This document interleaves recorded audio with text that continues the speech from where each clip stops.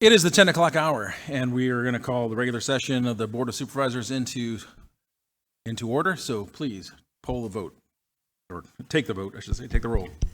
Poll the vote, take the roll. Supervisor Short. I'm here. Supervisor Borges. Here. Supervisor Howard. Here. Supervisor Starkey. Here. Chair Wilson. Here. You would please call to your attention to take a moment of reflection.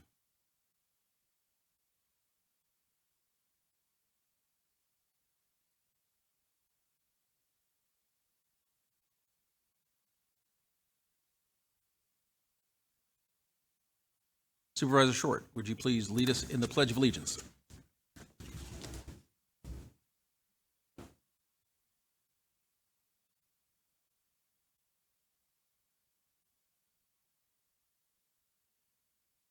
Pledge allegiance to the flag of the United States of America, to the republic for which it stands, one nation, God, indivisible, liberty and justice for all.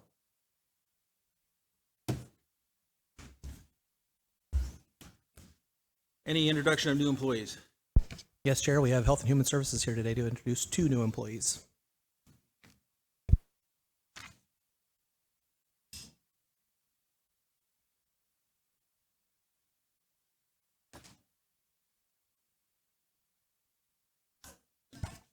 Mic on, please. Hello. Okay. There we go.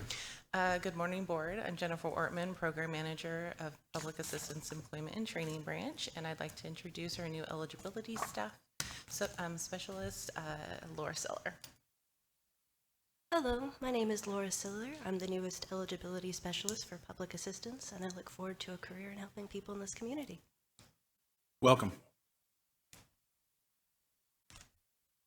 Cheyenne Hogan, Deputy Director for Behavioral Health, and the newest rock star on my team is Maria Gonzalez Flores, and she joins us as a client service specialist working in our telepsychiatry team. Hi, my name is Maria. It's a pleasure to be here today, and I look forward to meeting with you all in the future again. Thank you. Thank you so much. Welcome.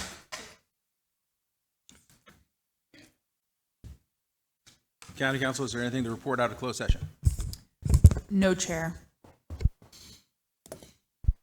At this point in time, the chair requests any deletions, corrections, additions to the board members at the agenda at this time. In order to add an item to the agenda, the matter must come before the attention of the county subsequent to the posting of the agenda, and the matter requires action before the next regular board meeting by the Board of Supervisors. Any such actions? Nope.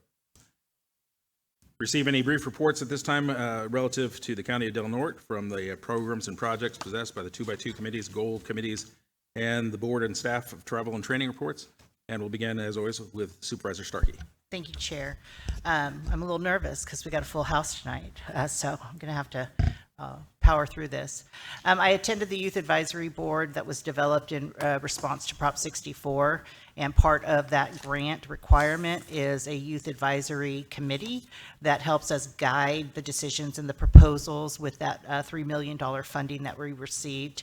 So I was able to meet with the participants, learn a little bit about their backgrounds and some ideas that they were considering with how to allocate that funding. I worked on a media campaign for the fireworks campaign. City Councilwoman Kelly Shalong, Harbor Commissioner Gerhard Weber, and I have been assigned to the task of coming up with media campaigns. So we met to come up with some catchy slogans. I'm going to try one out on you guys today where it's come to Del Norte County on vacation, but don't leave on probation. I attended the city council meeting. I attended a team court planning session. I then attended the ad hoc meeting for the fireworks discussion, in which we decided that we should probably all have our ordinances on the same page. So today we gave direction to county council to be able to work on that ordinance. The city already has their ordinance in place, and so it's important for the county and the harbor to have an ordinance that is similar to that. So next year, when we really work hard to crack down on the illegal fireworks, that we are all consistent as a county. I toured Last Chance Grade with Congressman Huffman and Congressman Schiff. It was an honor to be asked to join this prestigious group. And we showed Congressman Huffman, I'm on the Congressman Huffman working group for Last Chance Grade. We showed him some of the projects that we had been doing on this, that we've been doing to kind of maintain Last Chance Grade. And he invited Congressman Schiff up here, who very well could be our next U.S. Senator. And we talked a lot about the bake sales that we're going to need to have in order to fund this. We need federal dollars for that, so it was a very important meeting in order for us to show him the project, in order to get his buy-in on what was needed. We had Supervisor Short and I were accompanied with Caltrans, Matt Brady, Jamie Mattioli, Seth Cohen. We also had the state and national park representatives there, and we were able to really answer the congressman's questions. And he was actually kind of a funny dude. You know, sometimes you think that they're probably stiff, but he was, you know, inspecting the actual, if you go down on Last Chance Grade, you see the area where they've netted it. Well, we walked down to the base of that hill, and it's impressive. But at some point, somebody said that they've just drilled holes, or just drilled in the supports into a goop, is what they called it. And Adam Schiff had a good time with that. Certain that he's never going to forget Del Norte County after that. After the next day, him and his wife were taken on a hike, and they did canoe rides, and they really fell in love with our area, and they were so happy to learn that there is a direct flight from Burbank to Arcata, and so they will likely be up here more often. I organized and participated in a large community cleanup. Code enforcement has this kind of agreement with me that if there is an opportunity for a homeowner that maybe just needs a little help before we have to cite the property, that I work to collect volunteers together, and we then go out and clean up areas. In this particular place, we had 30 such volunteers, and we were able to fill a 30-yard bin within an hour and a half. We spent the rest of the day separating out tin or metal and wood, and I can't thank Del Norte Mission Possible enough, as well as the other partners that participated with us. I will say that, and this is their words, not mine, is that for them to have to wake up on a Saturday at 8 o'clock and get out of the swamps to get to this cleanup was a feat in and of itself, but 30 of them showed up. 30 of them worked hard. And so it was something that I will always cherish in my heart, that the work that they did for this community to help clean up the blight that is around here.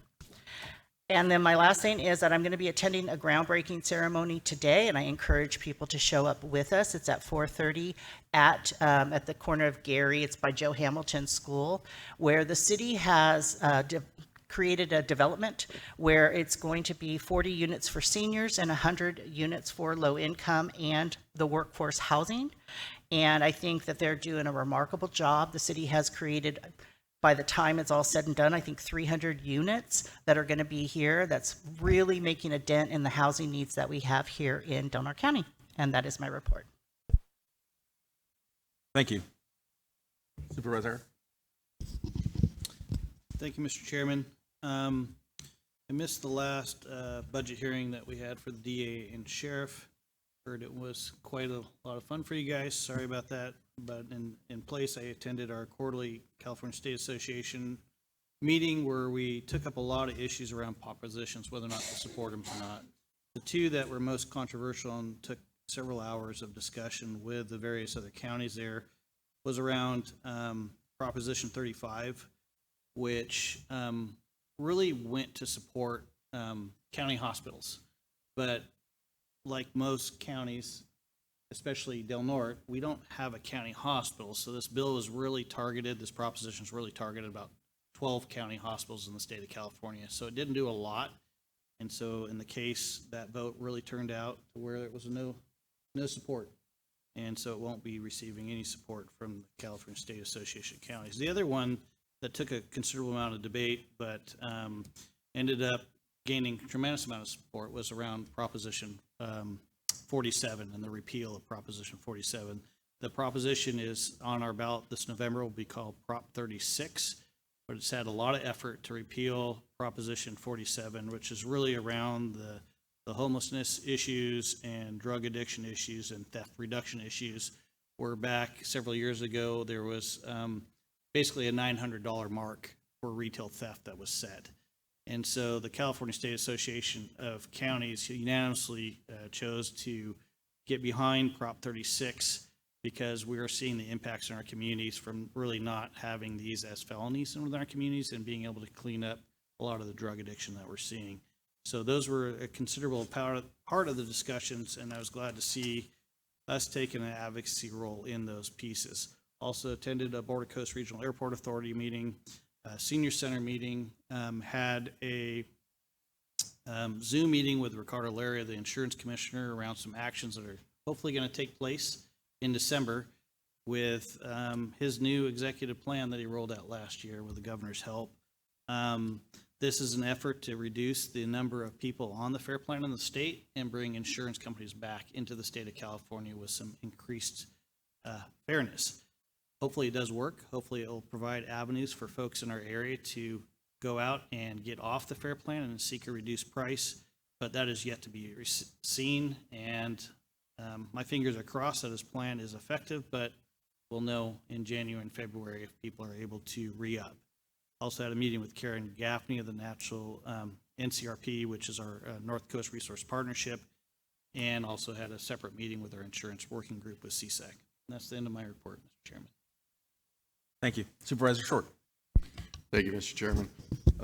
Since our last meeting, we traveled with our Assistant CAO, Mr. Hooper, and Chairman Wilson to Eureka. I met with their former Economic Development Director. He had actually taken another position, wasn't employed by Eureka anymore, but met with us on his own time. Pretty gracious for him to do that. We talked about all things developing that economic development position. Learned a lot from him, so wanted to express my appreciation to him and also to CAO Alicia Hayes and Supervisor Rex Bone for setting up that meeting. It was very enlightening. Also attended the Solid Waste Management Authority meeting, pretty much routine business there.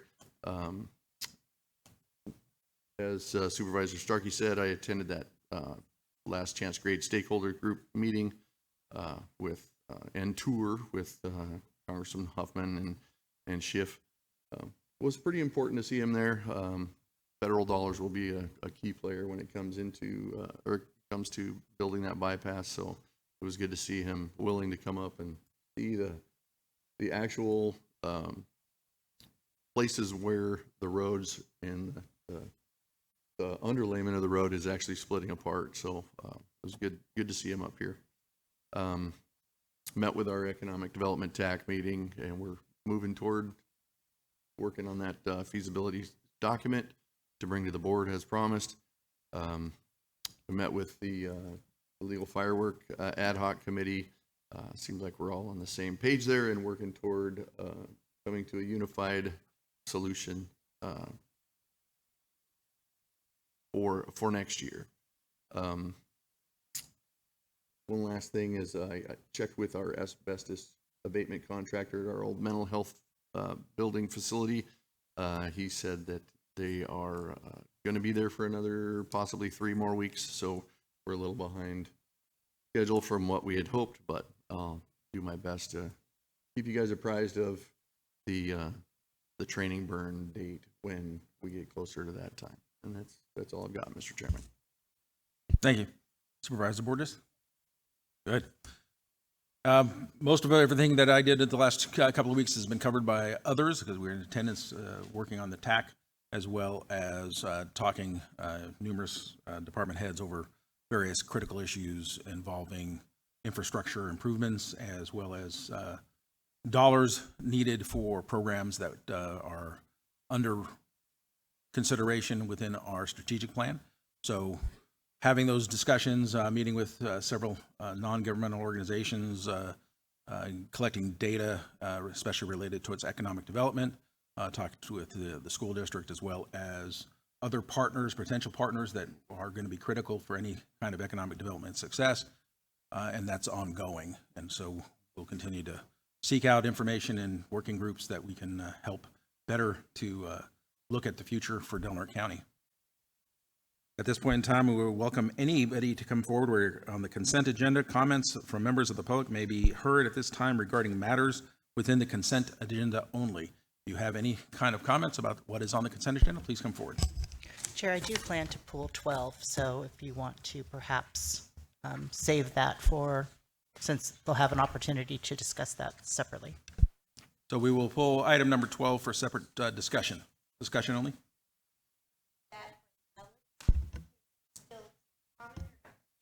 You will have an opportunity to comment specifically on that when we come forward.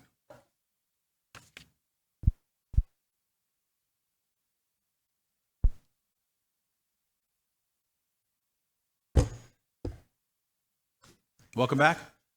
Yes, as you probably all know, I've been gone for the last couple of weeks. I had hoped that during those couple of weeks that the county would not bury me too much further in debt, but I see you have. But I want to say that I did think of you while I was there, and I Not a plant, right? have a little gift for the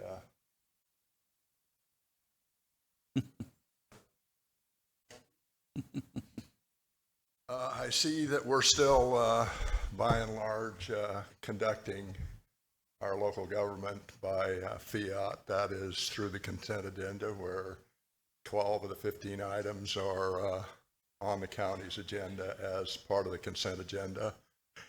And as you all probably have noted, the 3-minute time interval is wholly unfair for the public to be able to communicate to you their concerns about items on the consent agenda. I had hoped that at some point the Board of Supervisors would allow the public to themselves pull various items off the consent agenda for further discussion, but apparently that is not in the offing. But I want to be sure that the public knows that they can contact their representative and ask that he or she pull items off the consent agenda for us for further discussion. And I hope that the public will take advantage of that in the future. And it is good to be back. I'm glad that this county at least has some sort of mosquito abatement, because there are places in Europe that do not. Thank you. It felt like I was in a South Pacific country at times. Just to let you know, mosquitoes have been noted by the board members up here. So,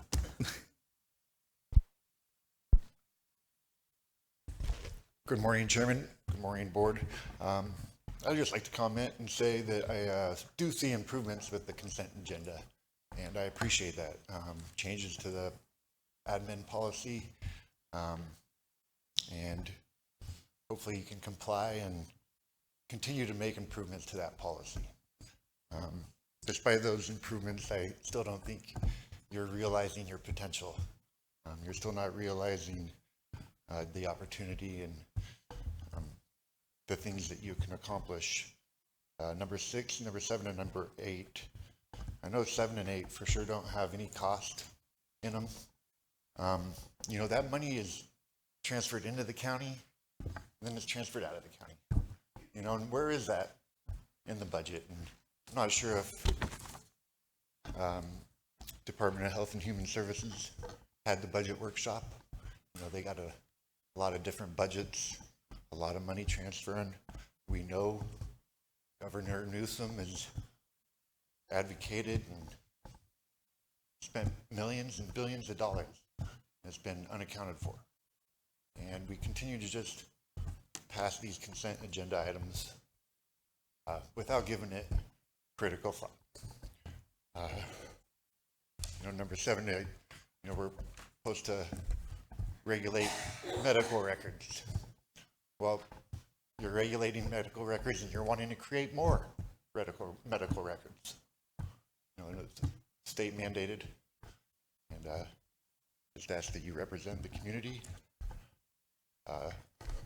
Metropolitan areas going to be having an influx or kicking homeless out, getting rid of homeless camps. So we need to be proactive and have a plan if those people come here. So more critical thought, continued improvements. Thank you. Thank you.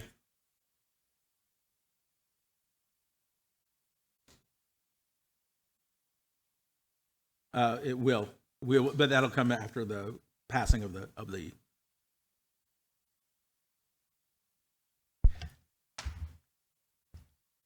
Any other public comment?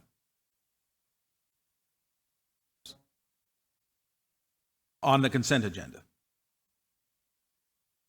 Chair, I'd motion to approve 1 through 11 on the consent agenda. Have a motion, is there a second? I'll second that. We have a motion and a second. Please poll the vote. Supervisor Howard, Yes. Supervisor Short, Yes. Supervisor Borges, Yes. Supervisor Starkey, Yes.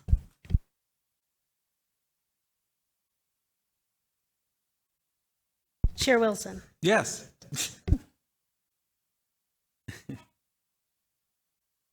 All right, we're going to take care of these because we have a house full.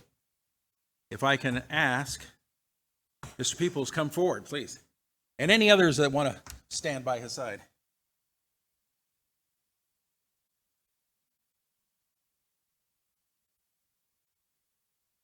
Oh, I guess I better sit by my mic, huh? I was going to come down there, but I'll stand by my mic.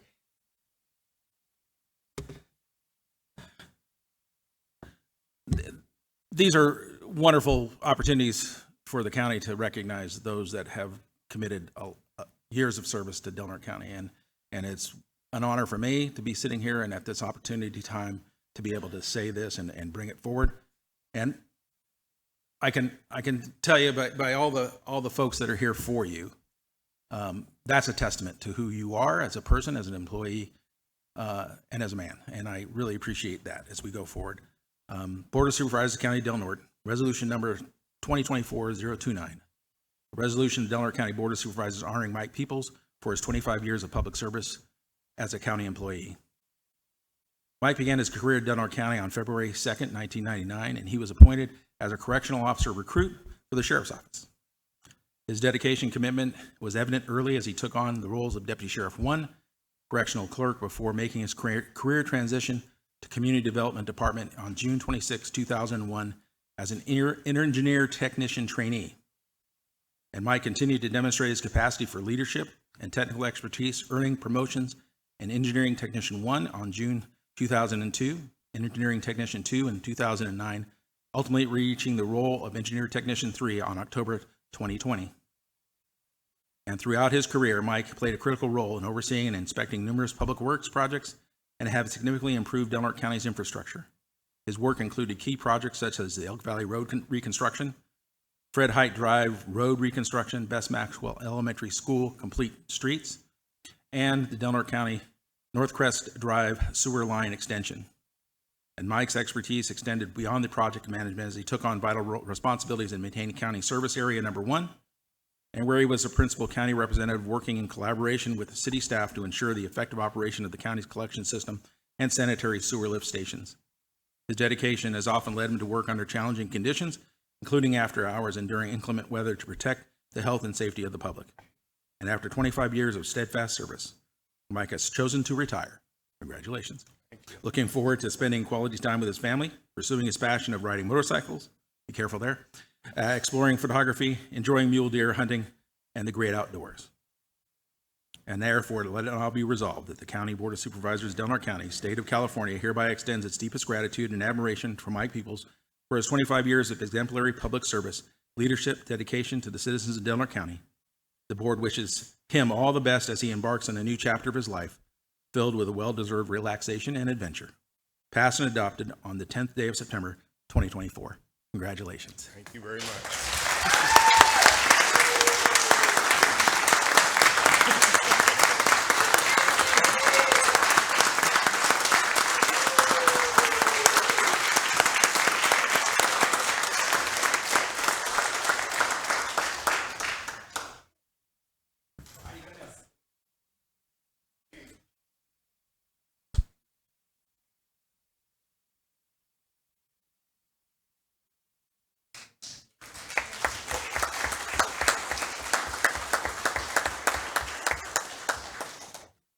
No speech at all, Mr. Peoples, huh? He goes to the Borgia School.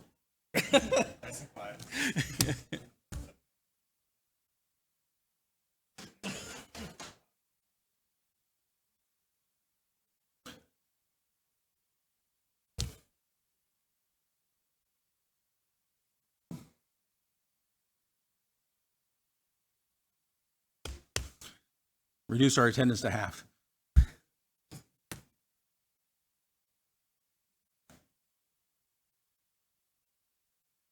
We have two more resolutions. Supervisor Starkey, you want to go first, please? I do. This is for the suicide awareness. So I appreciate you being here today, and we're going to read this proclamation into the record. September is Suicide Awareness and Prevention Month. Whereas suicide is a major public health problem with immediate and long-term effects on individuals, families, and communities. Whereas suicidal thoughts can affect anyone regardless of age, gender, race, orientation, income level, religion, or background. And suicide is a major public health issue that requires vigilant attention and preventative action. Whereas the ongoing stresses brought on by social unrest and the growing inequality increases risk for self-harm. Whereas each death by suicide directly impacts numerous family members, friends, loved ones, and by extension, the entire rural community. And whereas research shows that 95% of adults would do something if someone close to them was thinking about suicide, if they only knew what to say or do. Now, therefore, the Del Norte County Board of Supervisors hereby proclaims September 2024 as Suicide Awareness and Prevention Month. Be it further resolved that the Board of Supervisors encourages all students and parents to learn the warning signs, trust their gut, and use that information to ask a troubled friend, colleague, or family member, "Are you okay?" And be prepared to listen. That conversation could change a life. Passed and adopted on the 10th day of September, 2024.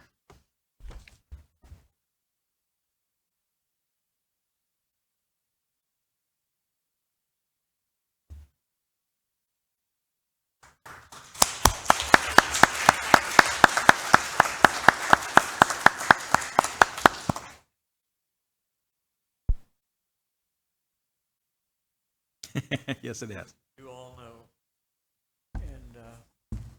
and I thank you for continuing to. Please talk in the mic so we can record you. Thank you for continuing to look at this issue seriously. For the record, my name is Gordon Clay from Brookings, Oregon. September is Suicide Awareness and Prevention Month. I don't have current data on Del Norte County, but think that it might mirror what's happening in Curry County. The suicide rate in Curry County had been increasing every year since 2018, putting Curry County in the top 4 Oregon counties for suicide per 100,000 people. Interesting points in recent history. In 2021, 11 people died by suicide in Curry County, 8 of them by firearm, 4 of them women. There are only 2 counties in Oregon other than ours where women matched or outdid men on suicide by firearm. In 2022, the number of suicides in Curry County rose to 15. That's the highest we've ever had. In 2023, I developed this brochure for Curry County. I had it here in Del Norte County for a couple of years and up in Coos Bay. And the crisis warning signs. In Del Norte County, I had 41 locations, retail locations, where this was at the start of 2023. By mid-2023, I had 62, and I concentrated in that group on barbershops and beauty salons and nail salons, because they know their people. By the end of 2023, the number of suicides in Curry County had dropped to 6. We think that our grassroots awareness program had something to do with it. It included a brochure called People Who Love Guns, Love You, not about taking guns away, but the fact is that somewhere around 62% of youth who who die by firearm found it in the home, and 26% of them broke in to the safe storage to get it. We also did a brochure for veterans, an ACES brochure and cards. And all of this was in 2023. And then before that, we had this for youth and for adults, but primarily for youth, about calling contacting 741-741 in texting if you're a youth in crisis. We know that we've got 988 texting, but I will tell you, and if anybody has a question about that 741-741 is extremely better for that, and it can track emojis, and counselors in 988 text regularly can't track emojis, and kids in suicide mode use emojis a lot. It leads to active rescues, and it's really important. And I have had those here in the county for a number of years. I still have a major concern. Through June of this year, Curry County had 4 suicides. Then in July, it jumped to 8. And when I spoke to the city council last week, I was told that that's happening here too. And I think a former city councilman who's doing a story with the triplicate, can't remember his name. Yeah, thank you. We need to talk. Had voiced that also. So we've really got to look at that. Oh, one other thing we did here I got funding for here in Del Norte County is the second part of a program for bars, coasters. And in Oregon, coasters are free. And so I got a special grant, and this coaster says, "Life is better with you here," and gives the crisis numbers. And then on the back, the simple thing about what to do. So I've got it in the bar, turn it over, and it tells that. And I did 10,000 of those for Curry and Del Norte County, and ran out of them within 2 weeks.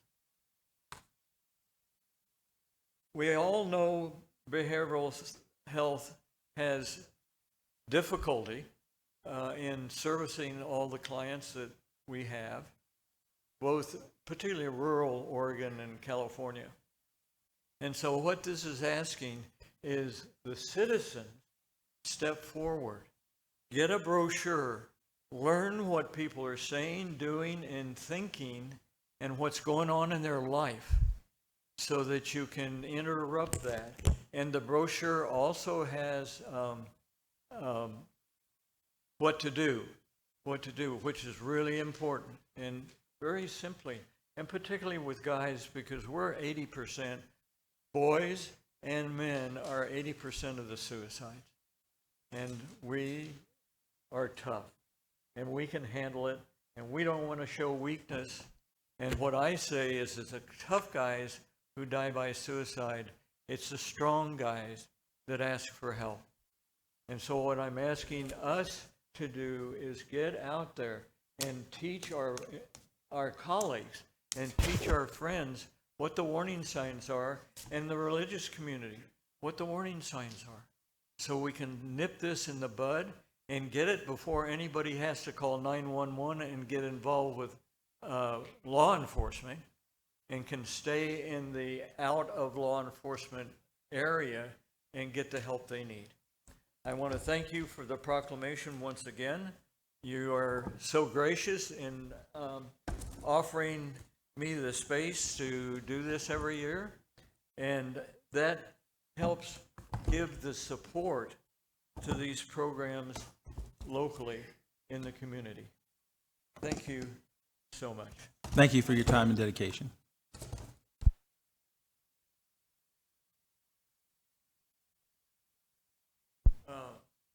The partners for this program can be found at zeroattempts.org/partners.html. All 243 of them are listed. Thank you. Supervisor Short, you have a presentation? Thank you, Mr. Chairman. Yes, I have a proclamation of Recovery Awareness Month for September 2024. It reads, whereas the ability to locate, access, and receive treatment for substance use disorders is crucial to the overall health and well-being of Del Norte County, fostering happier, healthier, and more productive individuals within our county, or within our community. And whereas approximately 3.5 million Californians, 11%, age 12 and older, had a substance use disorder in the past year, according to the California Department of Public Health, and our local behavioral health board and partnering agencies emphasize the importance of promoting awareness of and access to substance use disorder treatment and recovery services. In the last fiscal year, the Del Norte County Department of Health and Human Services Behavioral Health Branch served 311 unique clients with substance use disorders. And whereas, according to the Centers for Disease Control and Prevention, the United States has seen a continued rise in substance abuse and drug overdose deaths, with over 107,543 overdose deaths reported in 2023. And that according to the National Institute on Drug Abuse, over 40 million Americans have at least one substance use disorder, yet only about 6% of them receive treatment.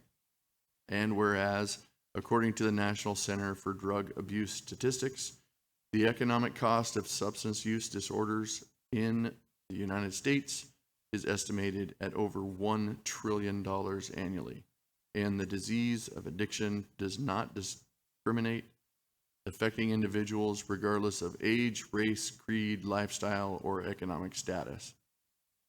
And whereas safe, effective, and life-saving tools are available to help individuals struggling with substance use, yet discrimination and stigma often contribute to the reasons why people who need help do not seek care.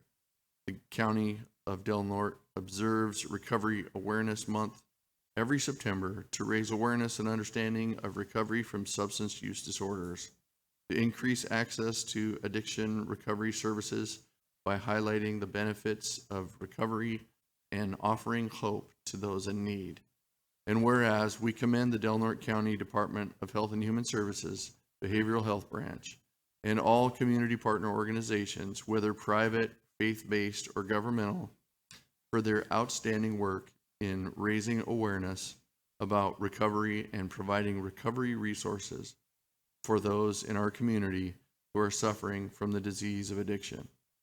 Now, therefore, be it resolved by the Board of Supervisors of the County of Del Norte that September 2024 is hereby proclaimed as Recovery Awareness Month throughout Del Norte County and calls upon its citizens, government agencies, public and private institutions, businesses, and schools to recommit to our community to increasing awareness and understanding of recovery and the need for appropriate and accessible services for all people with substance use disorders. Passed and adopted this 10th day of September 2024.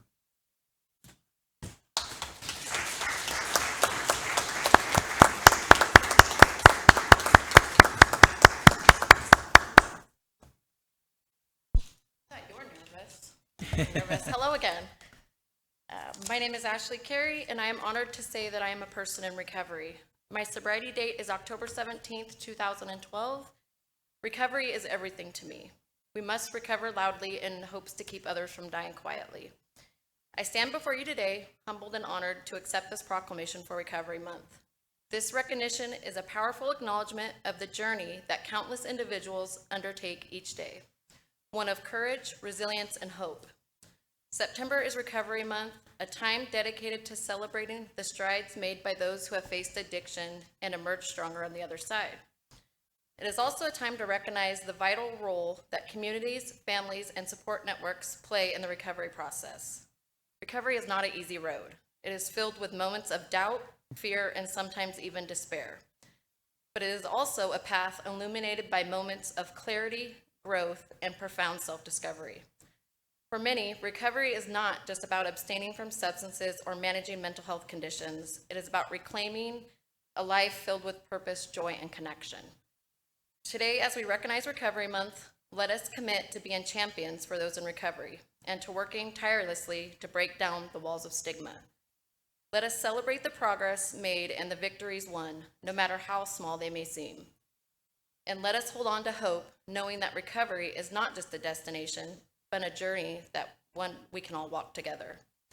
At Behavioral Health, we make helping others our top priority. We are located at 455 K Street, and we are open Monday through Friday, 8 a.m. to 5 p.m. Thank you.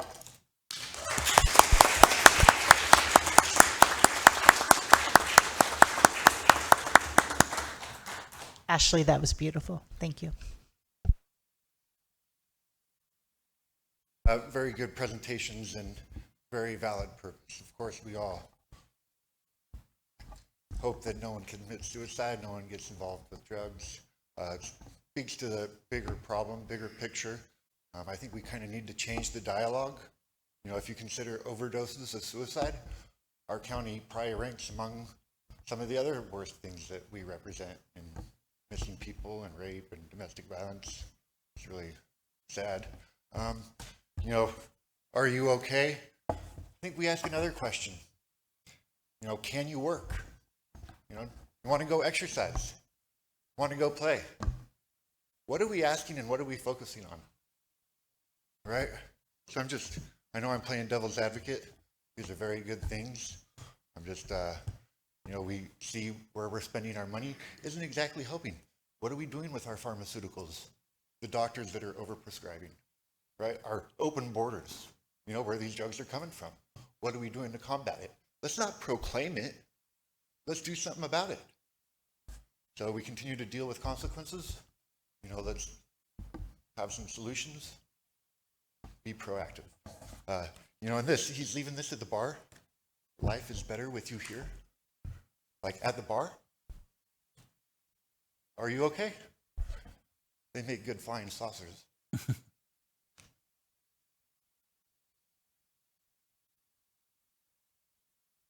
Thank you. We're going to bring number 12 back to the board. No, we already had comment on it. And I Should we thought have that was a public timed item, comment? but that's fine. Oh, sorry. You're correct. We have a timed item, which is public comment on the agenda. If you have any comment now on the agenda, please come forward. Public comment. It's public comment on the regular agenda. I'm sorry. Item's not on the agenda. Please come forward. Okay. So a few years ago, Del Norte County became a sanctuary county. And I think that should be reconsidered, and this is why. I'm a news junkie, so I watch news all the time. And in Ohio, they got 20,000 Haitians, and everybody's animals are missing because they're eating them. So, I mean, if we start to notice something, I don't know that we're getting that many migrants here, but I would really appreciate you to reconsider that this should not be a sanctuary county. Thank you.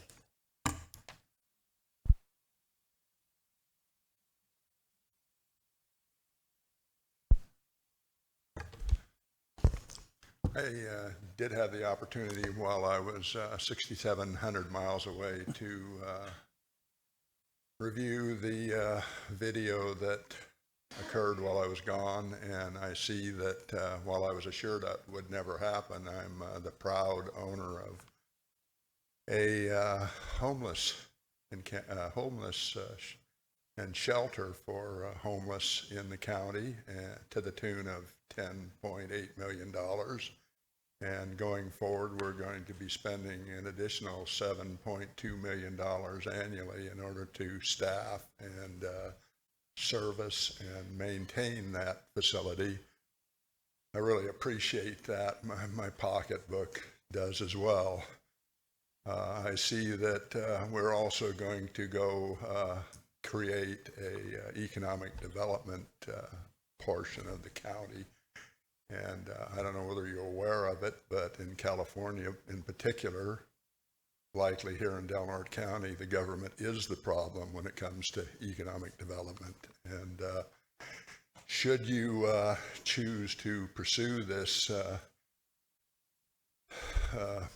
I again urge you to reconsider, because my pocketbook can only stand so much.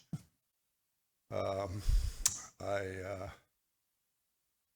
see that you finally awoken to the fact that Beachfront Park, or not Beachfront Park, but the harbor and South Beach is an issue every 4th of July, has been for as long as I've lived in the county. I stopped going to the 4th of July celebrations primarily because sooner or later something like what happened this summer was going to happen. Your fire chief has given you really poor advice by saying a ban will be effective.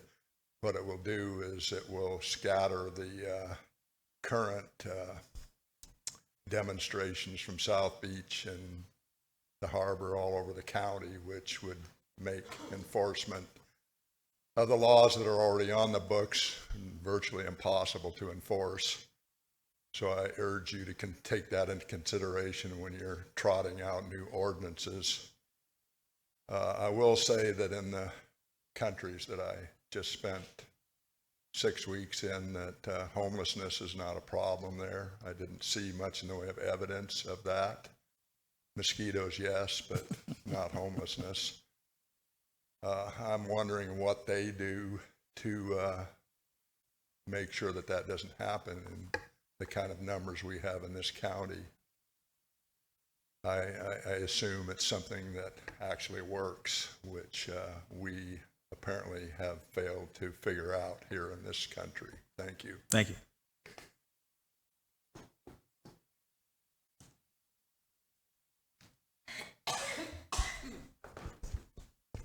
Good morning. Norma Williams, Chapter President, Del Norte County Employees Association, SAU 1021. Whether you want to recognize it or not, we are the recognized legal representative for all miscellaneous and professional employees that work for Del Norte County. Some of you may not want to recognize this or even admit it, or maybe even see it, but we all have parity with each other. As county employees, we all provide a service, a valuable service to this community. We also live here. We also vote here. Some of you may not even want to recognize this as well, but we all, every single county employee has a special skill set, regardless of their classification, regardless of where they work, and the duties that they perform. That needs to be recognized, that needs to be acknowledged and respected. I know that SEIU does. And we will do so through our contract negotiations, which are set to begin this Thursday. We enter into contract negotiations on this contract. And it's going to be on just more than just a COLA, because negotiations on a contract is not just a COLA. And it's on all the articles, or nearly all the articles, that we believe need to be modified and improved. And it's not a waste of time, because there have been changes made legislatively, through labor management issues, through grievances, and disciplinary actions that will make significant changes that we will intend to propose to this contract. But yes, by and large, yes, it will involve wages, because I know, you know, they deserve a more than fair share wage. You have a recruitment and retention problem for a reason. And I can tell you their message to our team, and believe me, this team is different from all the teams that I've been involved with, but they have been given orders from our members that minimum wage can no longer be the floor in 2024. And what is good for all, for one, is good for all. We negotiate for everybody, period, because we see and recognize their value, their worth. We intend to approach these negotiations as we approach every labor management meeting with your team, in good faith, by the law, by the process. We don't intend to circumvent it. We just hope that you, through your team, will do the same, because county employees who we represent more than deserve it. Thank you. Any other public comment?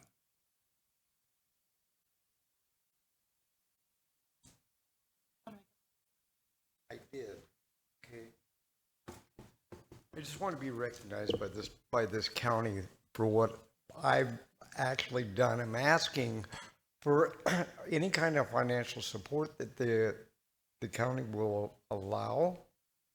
What I have done for the last 26 weeks is I've fed probably on the average 200 people a week for working alongside Mission Possible and the Senior Center. I'm not associated with those people. This is strictly my ministry that I've done on my own, straight out of my Social Security check. Okay, and this is a constant effort because I believe that I have made a difference in the county, because I believe that good nutrition makes good decisions. By feeding these people good nutrition has made a big difference in the attitudes and their overall well-being. Supplying them with proper nutrition is very important. I am a retired professional chef. I have a culinary degree. Okay, I'm also an honorably discharged veteran from Vietnam. And I've been doing this for 26 weeks. Okay, I think you guys know about me. Well, I'm not real sure that you do, but I'm asking if I can be put on the docket that I may get some kind of support from you guys. That would be greatly appreciated. Thank you. Okay. Appreciate it. Yep.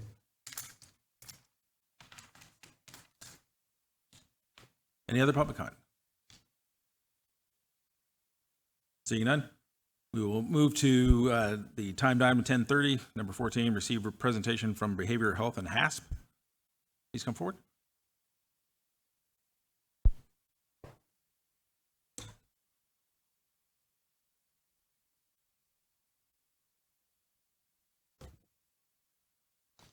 All right, so good morning, Board. I'm Cheyenne Hogan, Deputy Director for Behavioral Health.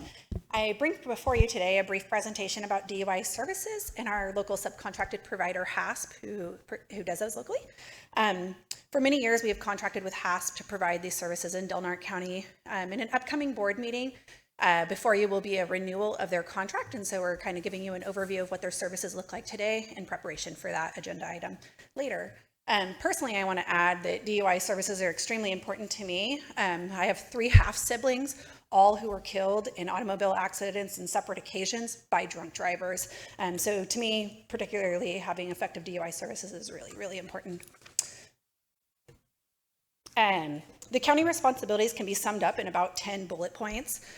Noted here are some of the requirements that we monitor to ensure compliance, that we review any applications for someone wishing to become a DUI provider, that we ensure the fiscal integrity of their programming, and notify the Department of Healthcare Services when a program is out of compliance, and ensure that participant fees are consistent with what is required in regulations.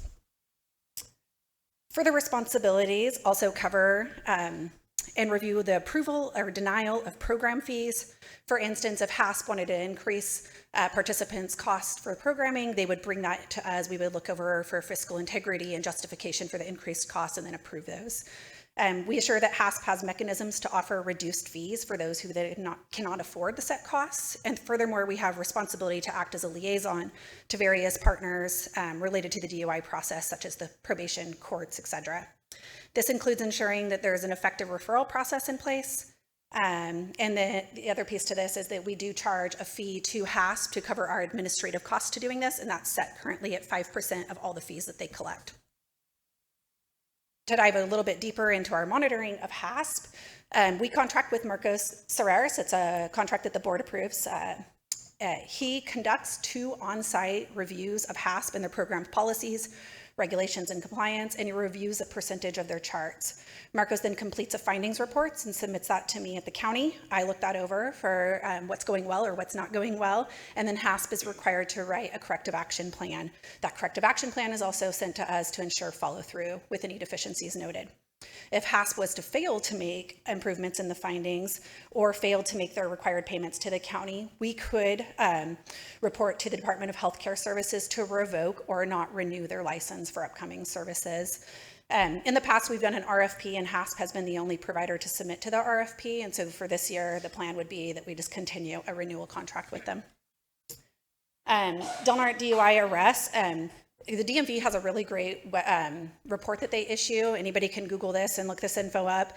I just did a quick screenshot, and the report, it's from last year, but it shows, older data in these reports. So the one thing I noted was in 2020, we had 322 DUI arrests. And as you can see over the years, it's kind of increasing of the amount of DUI arrests. The other thing that this report shows is that in 2019, Del Norte had a conviction rate for DUIs of 60.9%. And then I'm going to turn it over to Tina Marie, and she's going to talk to you about HASP. Hi, my name is Tina Marie Navarro. I am the owner of the HASP DUI program. This is my staff, Katie Sandoval and Tanisha Klinger. I will let them speak in just a little bit. And how do I just press this? So we have a wet and reckless conviction program, which offers one face-to-face session, which is like their intake, the time of intake, go over all their stuff of what they need, the evaluations that they have when it comes to the court process. So they'll do 6 educations with us. We then have our first offender 3-month drinking driver program, which is 3 face-to-face. 9 weekly counseling meetings, and then 6 educations. We have a first offender 9-month, which is 5 face-to-face, 6 educations, 24 group counseling meetings. We have a multiple offender, which is 2 or more DUIs in the program, which is around about 10-year mark. Like if they get 2 within that 10-year mark, and they've had one like maybe 5 years, and then another one within the 7-year mark, then they will be doing a multiple offender, which includes 26 face-to-face, 26 groups, 6 educations, and 6 re-entry sessions. The 6 re-entry sessions, before it used to be a 12-month program, but the 6 re-entry is where they come in once a month to spend an hour with us to be able to find out where they're at and like how are they doing with their process. Some people we have come in that have problems, and some, will just say, I'm just here to get my license, and, I can respect that. But we are here to help them get past their program if they have any needs. We now have a 30-month program, which is 3 or more. We have had individuals come in and do a program that has had 3 within the 10-year mark, or maybe even 4 within the 10-year mark. And so that is 39 face-to-face, 39 groups, 6 education, and 6 reentries. There is, what would you say we have? We can, towards the end of their program, because it is a 30-month program, which is a long term, we'll add either 6 more reentries to that, which will make it 12 session, or we'll either add a 6 maybe face-to-face so that they can still connect with us, and so that we're able to help them meet the needs that they need. We do have a Our safety of the DUI program is to reduce the number of recidivism rate. It's really important to us. Our goal is to get out there to the schools and start, reiterating it to the high schoolers. These preventions include educational components aimed and raise awareness of dangers of driving under the influence. It's really important that we not only just teach about the drinking and driving and alcohol, but also get the fentanyl use, the pills, medication, people driving under the influence of medication. I too am a recovering addict. I got 15 years under my belt. So the legal existence of this program, along with the associated penalties, serves deterrent individuals considering driving intoxicated and knowing the consequences of it. The consequences of it could be jail time. It could be, extremely a lot of money for individuals. I always tell people the money you spend on these programs coming back and forth, you could have bought a house by now. You could have put money towards a house. We want them to know that we are not against them when it comes to these DUIs. We are here to help them be successful and move on. And we also let them know that even though they're not a part of our program anymore, just because you're not a part of the program, you're a part of the program. We are here to serve any referrals that we need to get to help meet their needs when it comes to that. Supports of offenders. HAS offers support of rehabilitation services, offenders such as counseling, treatment, substance abuse, support groups by addressing underlying issues and reduce the recidivism rate to promote responsible behavior.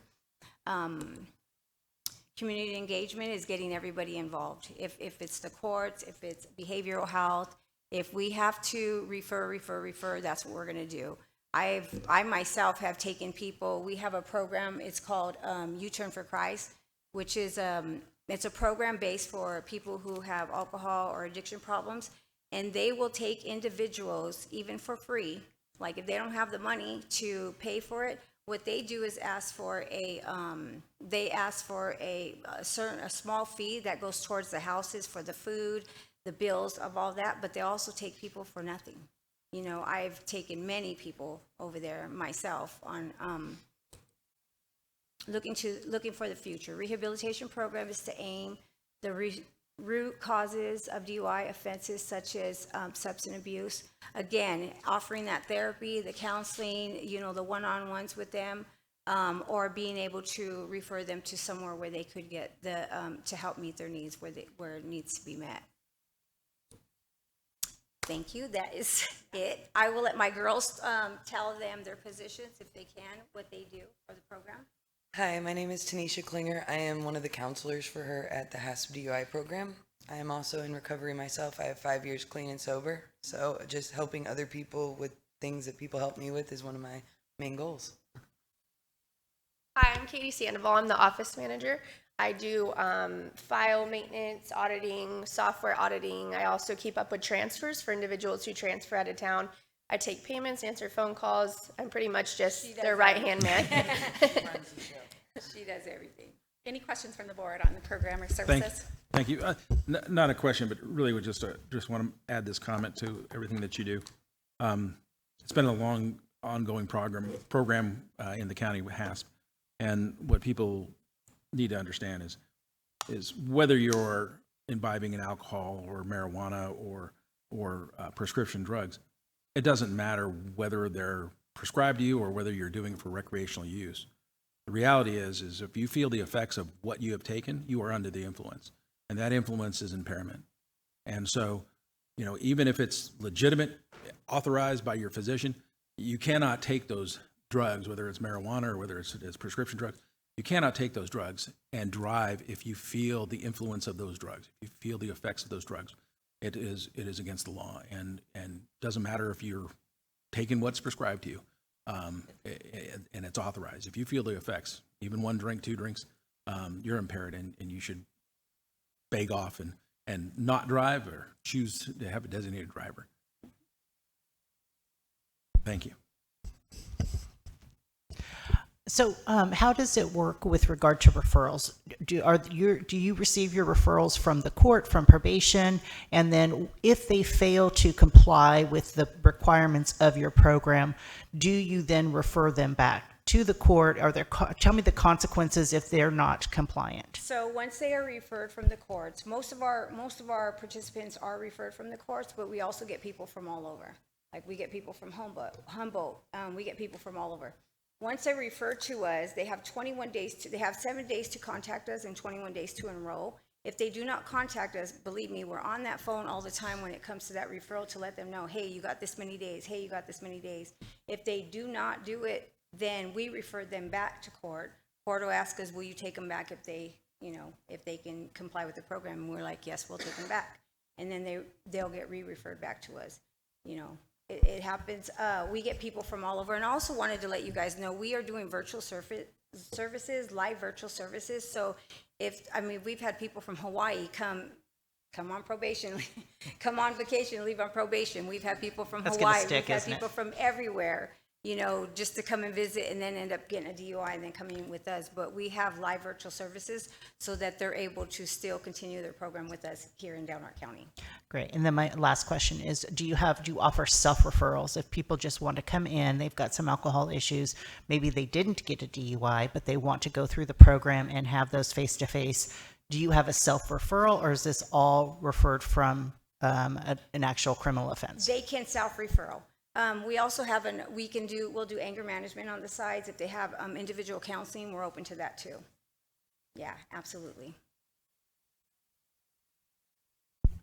Good morning. Thank you for being here. Thank you. You mentioned in your presentation high school programs. Are you guys the one that puts on the every 15 minutes programs? Not you guys? Okay. No. It was not there for last year and it was missed. So I was just trying to track we just got connected. I found out somebody from the mailroom is their wife is the one that does the prom and all that stuff. So we just got connected with them. We did bags last year. We did T-shirts.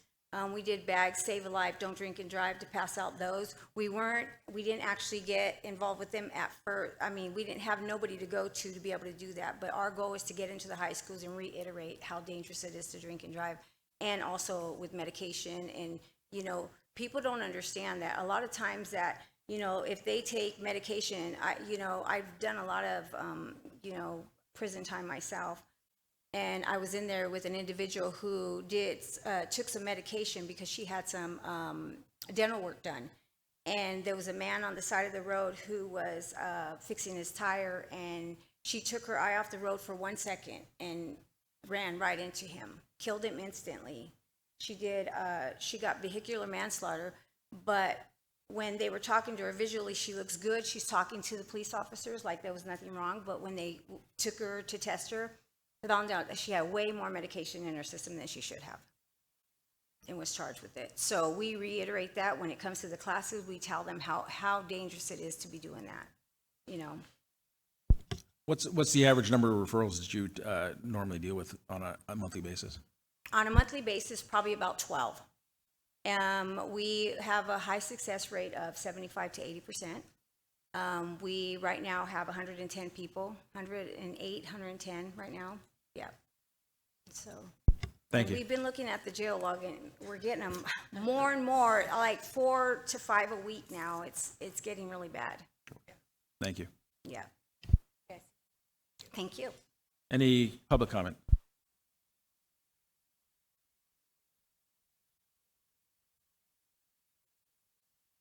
Seeing none? Any other comment from the board? Nope. And we'll move to item number 15. Way behind schedule.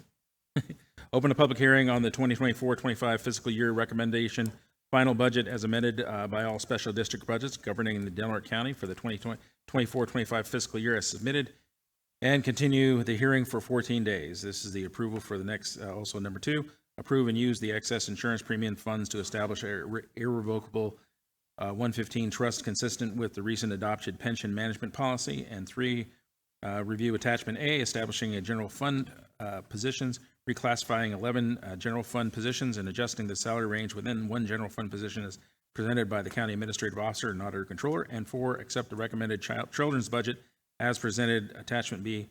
And 5, review and adopt resolution 24030 and 2024 031 to formally separate assistant deputy department heads and branch level deputy directors as submitted under attachment C and D as requested and presented by the county administrative officer, auditor, controller. There we go.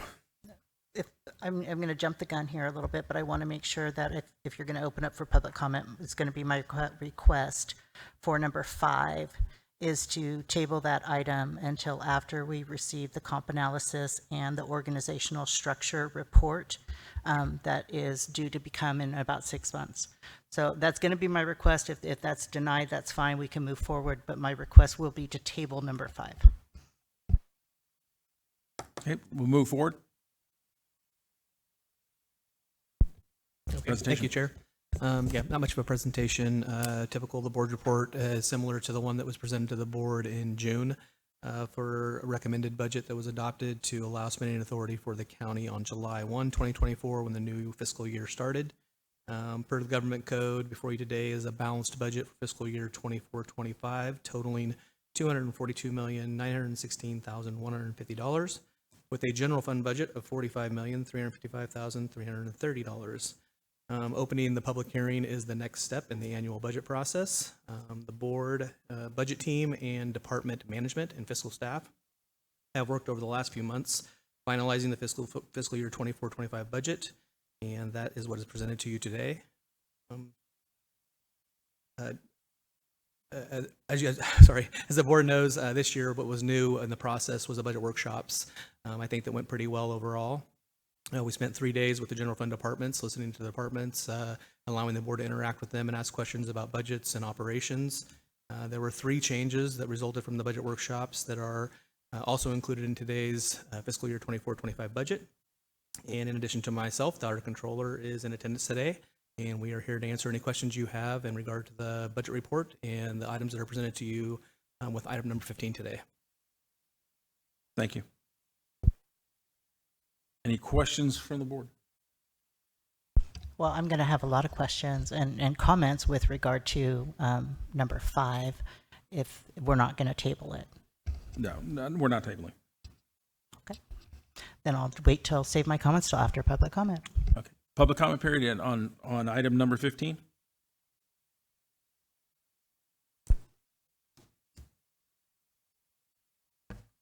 Norma Williams again, Chapter President, SEIU, DNCEA. I think the only thing that $128,000 for the comp analysis. I'm going to assume that is for the comp and structural analysis. Well, that's a little bit better than $157,000 that you guys spent a couple of years ago. SEIU obviously will be very interested in what the results are, especially as it relates to your plan. But whether it's actually implemented or how that's done, well, let's just say it's an open question. And quite frankly, one of, shall we say, a skeptical open question, because this board over the years does not have a good history when it comes to implementing any past salary studies. The last one was done 24 years ago. So it'll be interesting to see whether or not what comes of this one. Right now, I don't know.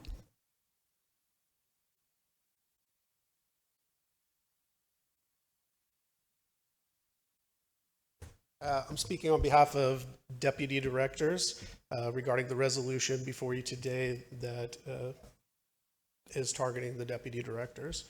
So first off, I'd like to say that the deputy directors take no issue with the proposed resolution for the remaining assistant and deputies that would like to remain as a group, and that there are 5 of us other deputies that are being removed and separated out. Second is that in the board report before you today, administration is representing that that deputies are at a different level in some case of management, calling them, like 3rd tier based on assistants.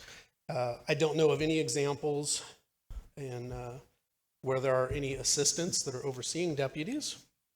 Also in the job descriptions for many of the deputies, you'll see language that is very similar to language for assistants, such as for social services, may act in the director's absence, or language such as acts for the director within delegated authority. So it's just like in a ranking class, it just feels like, hey, we're shoving you down. Thirdly is that, I don't know how much time I have left, I apologize. Thirdly was also that the resolution is a new resolution. If you simply compare paragraph 1 of the existing resolution to the resolution that was before you today, you'll find that there are differences in the language, again reflecting a lot of things about branch and really like pushing down the deputy directors, and it just feels disingenuous. Also, the resolution, it's normal for each management organization or unrepresented group to compose their own resolution, and that was not the case. We were sent the resolution, I think Wednesday last week or something. I was not aware that it was on the agenda, obviously, until Friday.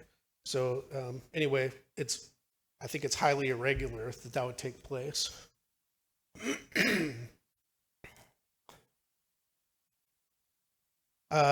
Also, 2 weeks ago, this board directed administration to negotiate with us using Deborah Muchmore.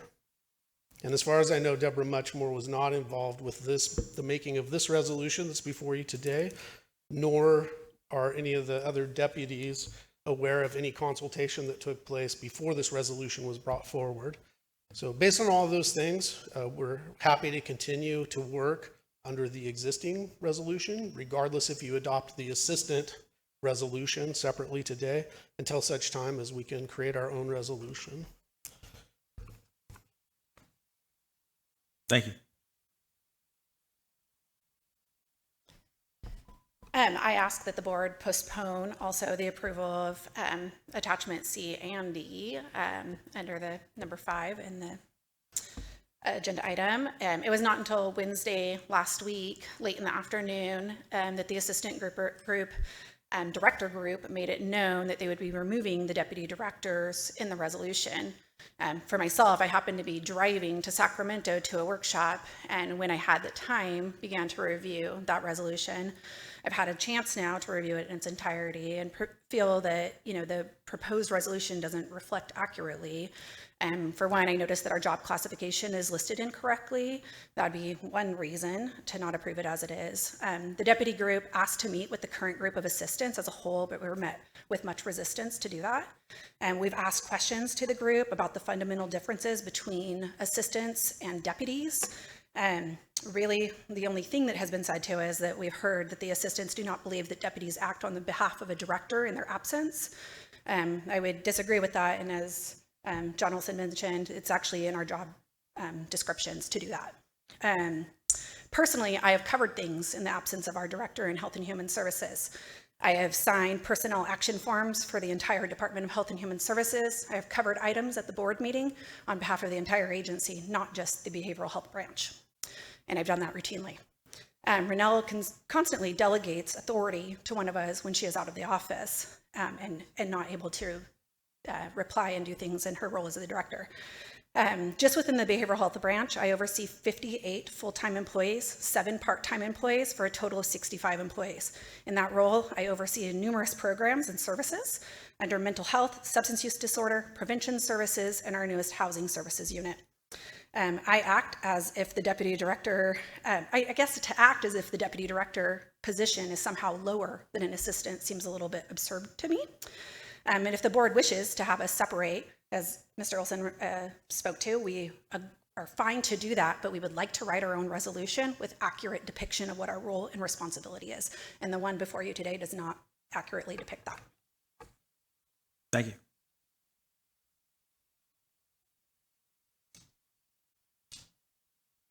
Hi, board. I'm Paula Henry. I'm Deputy Director, Admin Fiscal, Department of Health and Human Services. We're just asking today to have input, like all county employees do, on our own resolution. Thank you.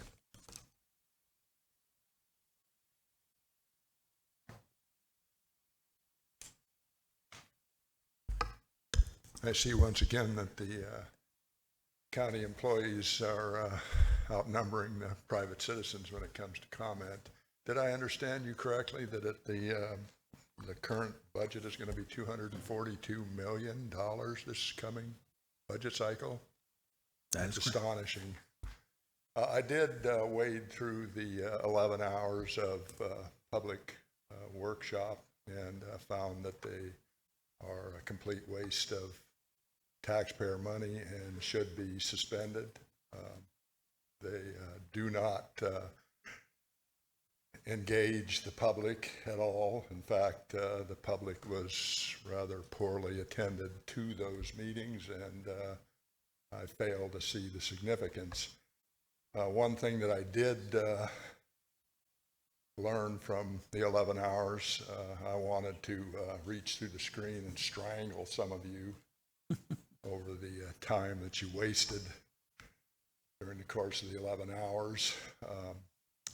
The thing that I did and have been aware of for literally decades is that your priorities are skewed significantly as to what's vital here in the county, that it's pretty clear that our sheriff's department is in a woeful state of disarray, and that you need to stop or you need to take the bags off of your head and address that issue in a relatively significant fashion as quickly as possible, because the county is woefully underserved when it comes to response time for deputies' 911 calls.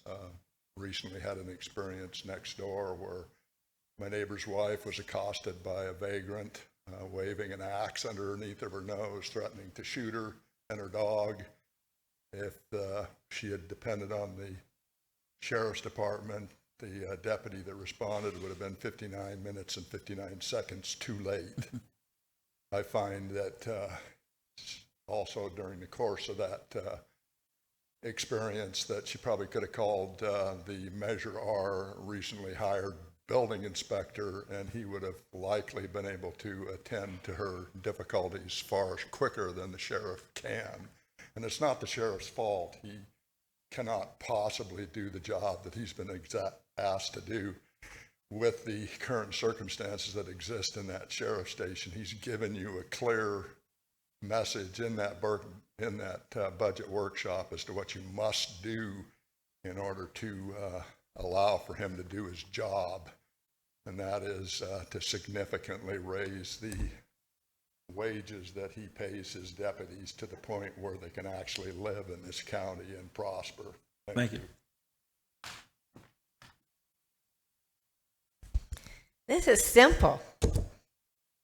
If you're a director and a deputy director, no money, no raise. If you are a worker, that's the backbone of this county. If you're a cop, you better pay them, because nobody can live on peanuts.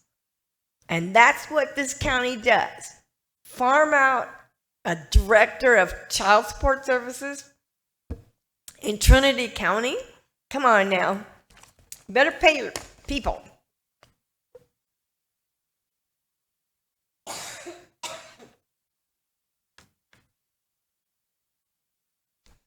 Hello, board. You rise it up. Hello, board. My colleagues, the other deputy directors, have already spoken and really raised all fair and fine comments. I don't want to repeat them, and so have just a few things to add.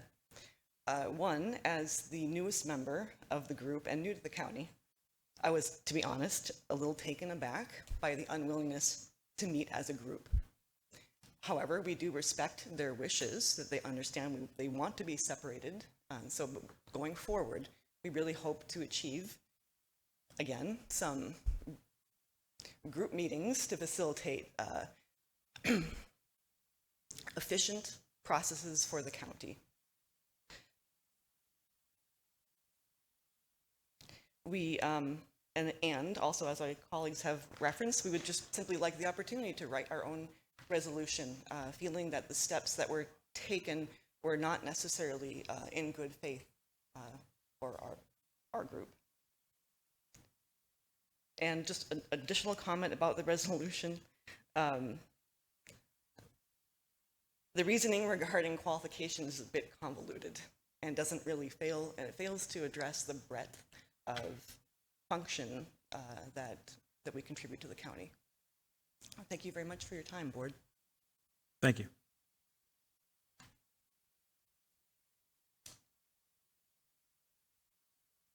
Any other public comment? Seeing none, bring it back to the board. Supervisor Starkey?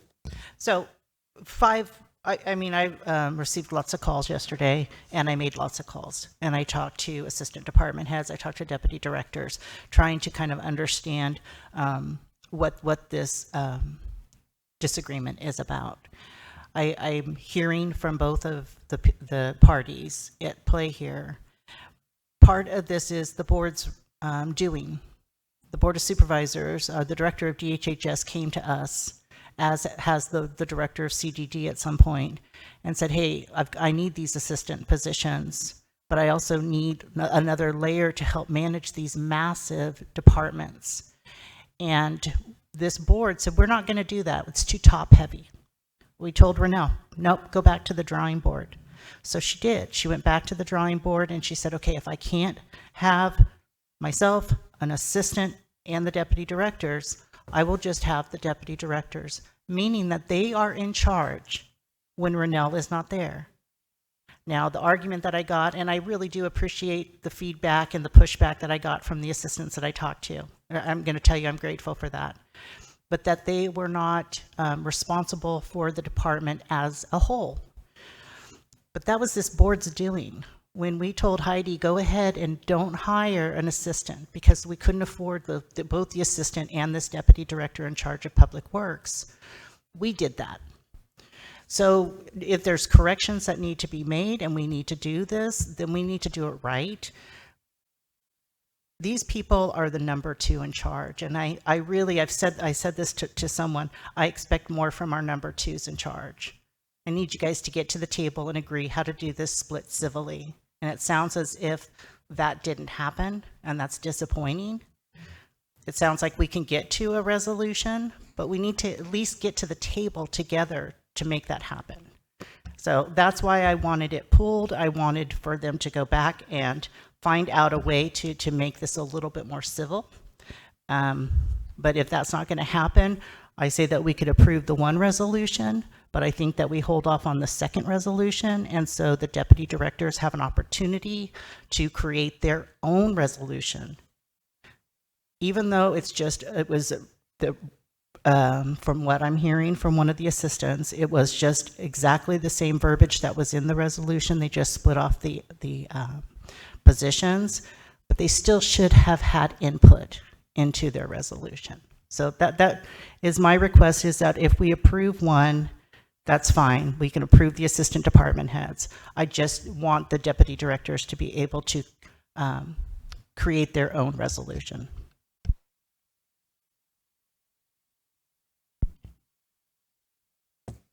Any other comment?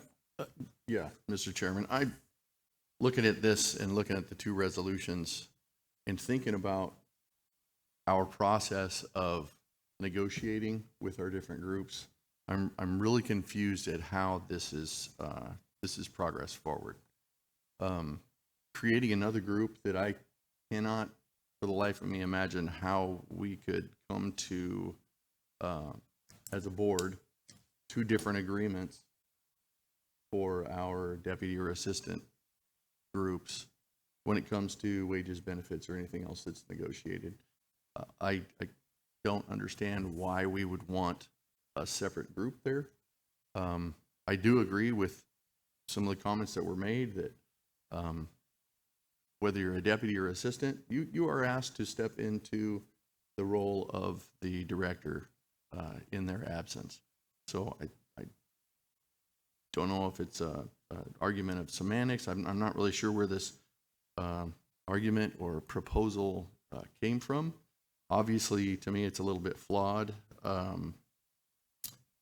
And again, I think to have another bargaining group that would take up the resources of our staff to have to bargain with seems to me, not that one group is more or less valuable than the other. I'm not saying that at all.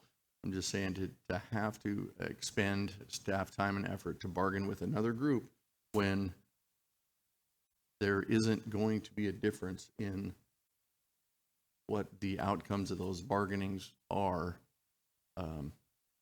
is to me kind of a waste of staff time and work. So Supervisor Starkey didn't form it as a motion, and I think that's maybe why it got a little bit dismissed. But just to make it official, I will make the motion just so we can have a little more time for these groups to possibly come together and come to an amicable solution here. I would make the motion that we continue this until after we have our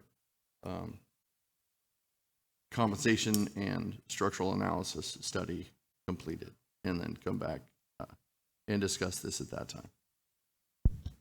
Mr. Chairman. Go ahead.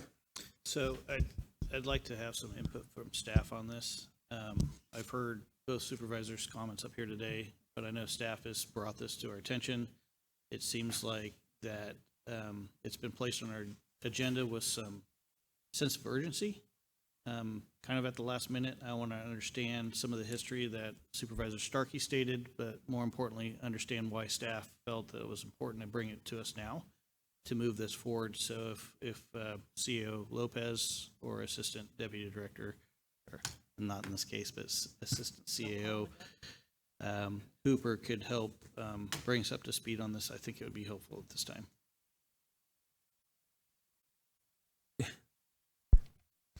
Who authored this portion of the board report? Pardon? You authored this portion of the board report, correct? It's yes. Okay. Yeah. So I think in terms of the history of, why we're having the conversation we're having today, I don't disagree with your assessment, Supervisor Starkey. The kind of the management right of a department head is how they wanted to structure their department. And in the cases of the creation of the Deputy Director of the Public Works position, and more recently the creation of the Deputy Directors in DHHS, these were the products of budget conversations with the budget team that were ultimately approved by the board.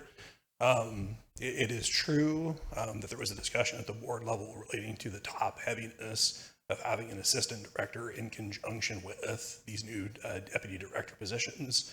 And ultimately, it was a board decision and a board construction for those positions to be created, those departments to be staffed in the way that they are.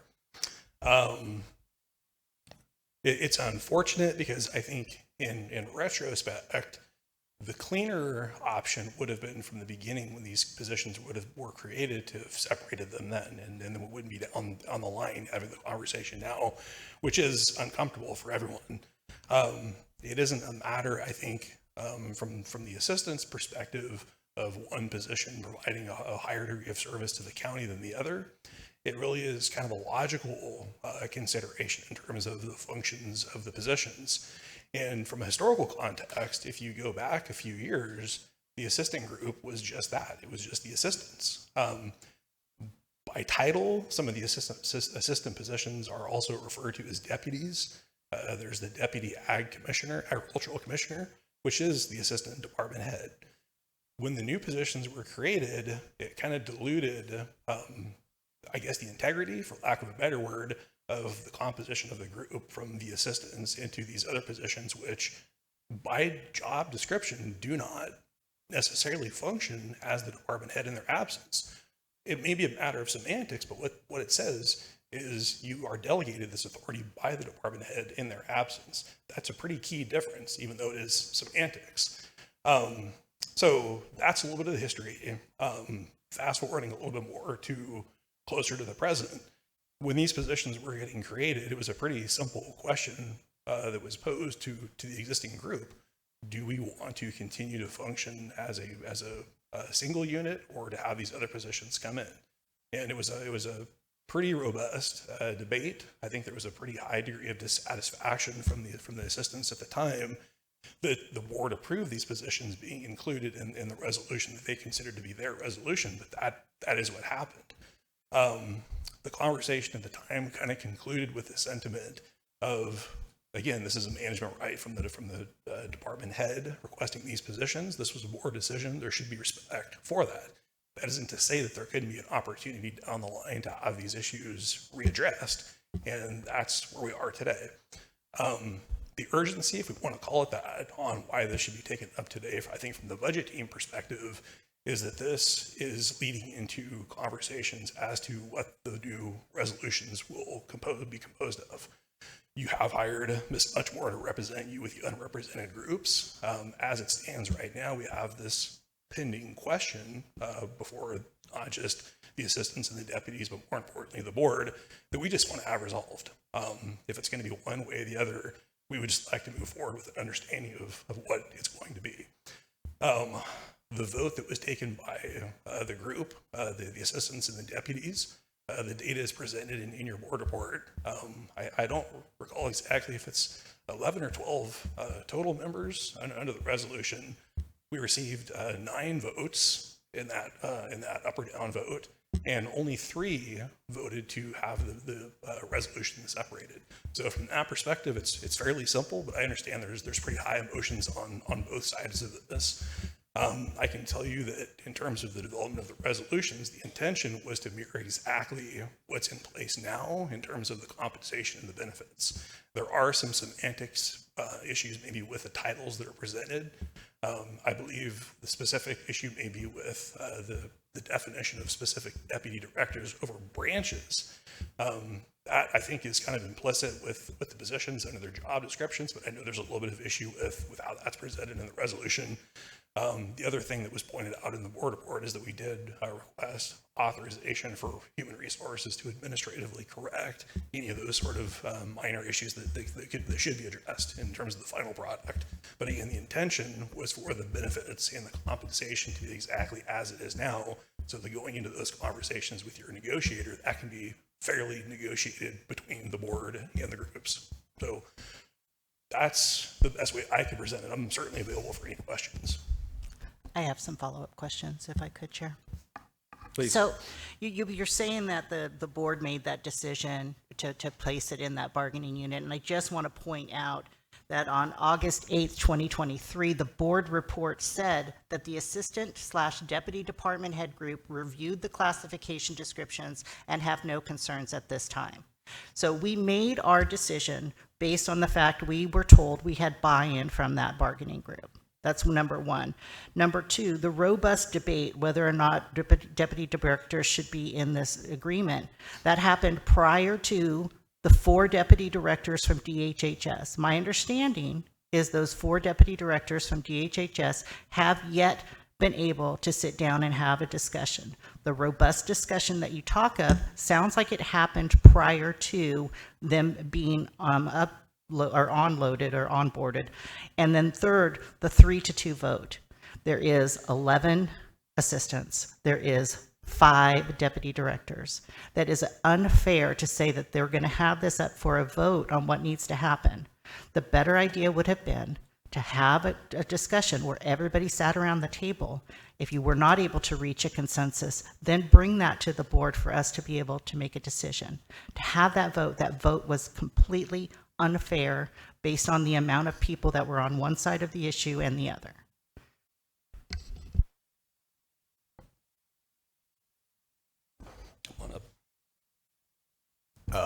My name is Sherrick Cron. I'm the Assistant Auditor Controller. I just want to clarify on that was not brought forward to our group when these deputy director positions were created. And I appreciate that, Sherrick, and I'm glad you said it. But when it shows up in a board report that it was, Completely understood. that is something that this board makes a decision based on something that was not true. Absolutely. I completely understand that, and that is why that happened a long time ago. We have talked since then. This sense of urgency is more of just, I would consider it more of the end of where the assistant stood. The board created these positions. I have no opinion or argument about how anybody wants to structure their department, how they want it managed, or anything else like that. I do feel that there are some key differences between what a deputy director's responsibilities are and what an assistant department head's responsibilities are. I think even Ronell, in presenting her initial structure of saying, I want a department head, an assistant department head, and then you guys negotiating saying that, no, we just need to eliminate the assistant, gives clarity to that there is a clear level of difference. I'm not pushing them down. I don't feel like I've looked at both resolutions. I don't feel like one resolution gives the assistants everything and gives the deputy directors nothing. As a matter of fact, I feel like the best way to look at it, instead of taking this negative context of we're not breaking up, we're not splitting, nobody's calling anybody names, it's doing what should have been done in the first place. It's just righting that wrong. That we want equal starting points, especially since you, as the board, had the wisdom of hiring somebody to negotiate specifically with these unrepresented groups. Because I'm the longest standing assistant, and I can tell you in the 13 years I've been here, we have not had a seat at the table and changed our resolution in negotiating anything since I've been here. So hiring somebody and giving them the ability to do that, I love the idea.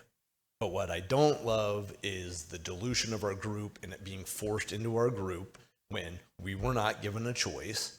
And I feel like presenting these two resolutions, I don't know the specific history of each group doing their, individual resolutions. But I do know that these four positions were put in our group. Since the beginning of that happening, our group was not happy with that just happening. I feel that we have not just in name, but we have codified by code responsibilities that deputy directors don't share. A delegation of authority is not the same of if the department head cannot fulfill the duties, even if the department head is not in the country or unavailable, I must fulfill those duties. That's the difference. I just want that recognized. And I feel like these two resolutions, the only thing they do, they are equal starting points for these two groups. I don't find it a waste of money. If you guys felt it was a waste of money, like Supervisor Short said, and having to negotiate with another group, I don't know why we created another group. I mean, if we're already too top heavy and you guys are too busy to negotiate with another group, then I don't know why we did it in the first place. But I don't think forcing them into our group, which we've been the ones that have sat by and been the continuity to the running of this government. How many times have I stood before you guys and asked you for anything? I just want an equal starting point. This wasn't a matter of not wanting to sit around the table. This wasn't a matter of being uncivilized like Supervisor Starkey was indicating. None of that. It's just giving us an equal starting point each group, and that is all that we were wanting. I know you said you expected more from the number twos, but I expected more from that with us sitting back and accepting these responsibilities of just being told what's going to be happening next. We've always been a bigger part of that management picture. I feel like our department heads have always been a bigger part of including us in that management picture. I would just ask for the same from you guys. Thank you. Thank you. Any other question? Yes. I was just wondering, Randy or Sherrick, either one, if you were to be the one sitting at the table at the bargaining table, is there something that makes you think that the separation of these groups, that one group would get a different conversation with the bargaining or the budget team or the bargaining group than the other? At this point, it's way too preliminary to say. With this fundamental question has really been the focus in our conversations internally. We don't even know how to have a constructive conversation on what future benefits could look like without having this issue resolved. So no, to answer your question. I guess that's where I'm just confused or wondering why the need for the split. I mean, even arguing, completely accepting what you just said, Sherrick, that delegation of responsibility versus that responsibility is set. I completely understand that. could totally agree with it, but I don't understand why the separation into two different bargaining groups is necessary. You guys are both second in charge, from my viewpoint, so it seems to me that there would be no place where you would sit at the table and in bargaining, and the board would say, we think that assistants should get 2% and deputies should get 1%. I can't see that happening, so I'm just kind of confused as to why. Let me just interject why real the quick, separation. Supervisor. It would be highly inappropriate to speculate on what the future benefits of a negotiation would be without those conversations having first have happened. Number one. Number two, we see this as a cleanup. I think Sherrick said it extremely well. This is an overdue cleanup of a wrong that now can be righted if the board is inclined to do that. I guess I'm just struggling to see what the wrong is. That's fair. That's all. I'm just trying to figure it out myself. My understanding of where we're sitting right today is that we have two groups. Each one has different responsibilities, and we are separating those out, and they're both starting at identical spots. Both of them have the same identical resolution. There's not one difference. However, the board has our representative, which will go forward with these non-represented units and have these types of discussions. They will meet with each individual represented now as we split these out. And then those are the discussions that will be had and brought back to the board, whether it's changing verbiage on particular positions within and definitions of job titles and responsibilities within a resolution, or whether that is, redefining what wages, benefits, and process they're going to have. That Ms. Muchmore has been appointed by us to represent them, to have those discussions with these non-represented groups. And it seems to make more sense at this point in time to separate these two because they do have two distinctive duty responsibilities. They're both starting at the same identical spot. We have not changed or taken away any of their rights that they had prior to coming to this position. However, in discussions going forward with much more and those distinctive two groups on changes that they want to see within their resolutions are what we are looking towards and hoping for. And so having those discussions go separated and actually having those discussions with each representative group, I think is the proper step for us to go at this point in time, expecting that we're going to see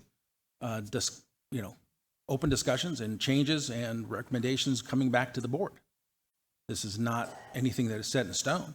However, it is something that we should be engaged in at this point in time and not waiting and delaying till as we look forward and go forward, we have these two distinctive groups. And that's my understanding of where we're sitting today. Thank you. So, Chair, I'd like to just ask a question. If the director of DHHS or the director of CDD are out of town or incapacitated, who's in charge? The answer is if nobody is in charge, right? We don't have anybody to delegate those duties to, then it sounds to me that this board needs to ask staff to bring back proposals to hire assistants for both the DHHS and CDD. Those are just comments.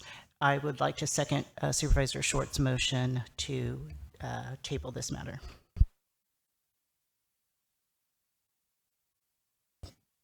We have a motion and a second. Please pull the vote. Is this just for number 5, or are we going to take Just 1 number through 5. 4 separate? Okay, thank you. I apologize. What are we pulling the vote for? Number 5, the postponing or Thank you. removal of number 5. All right. Supervisor Howard. No. Supervisor Borges. No. Supervisor Starkey. Yes. Supervisor Short. Yes. Chair Wilson. No. Entertain a motion?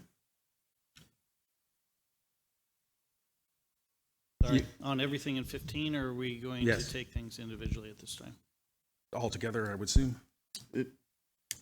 If we're going to go on to the rest of it, I had a question about the sheriff's department and the ad hoc report. We touched on this at the workshops.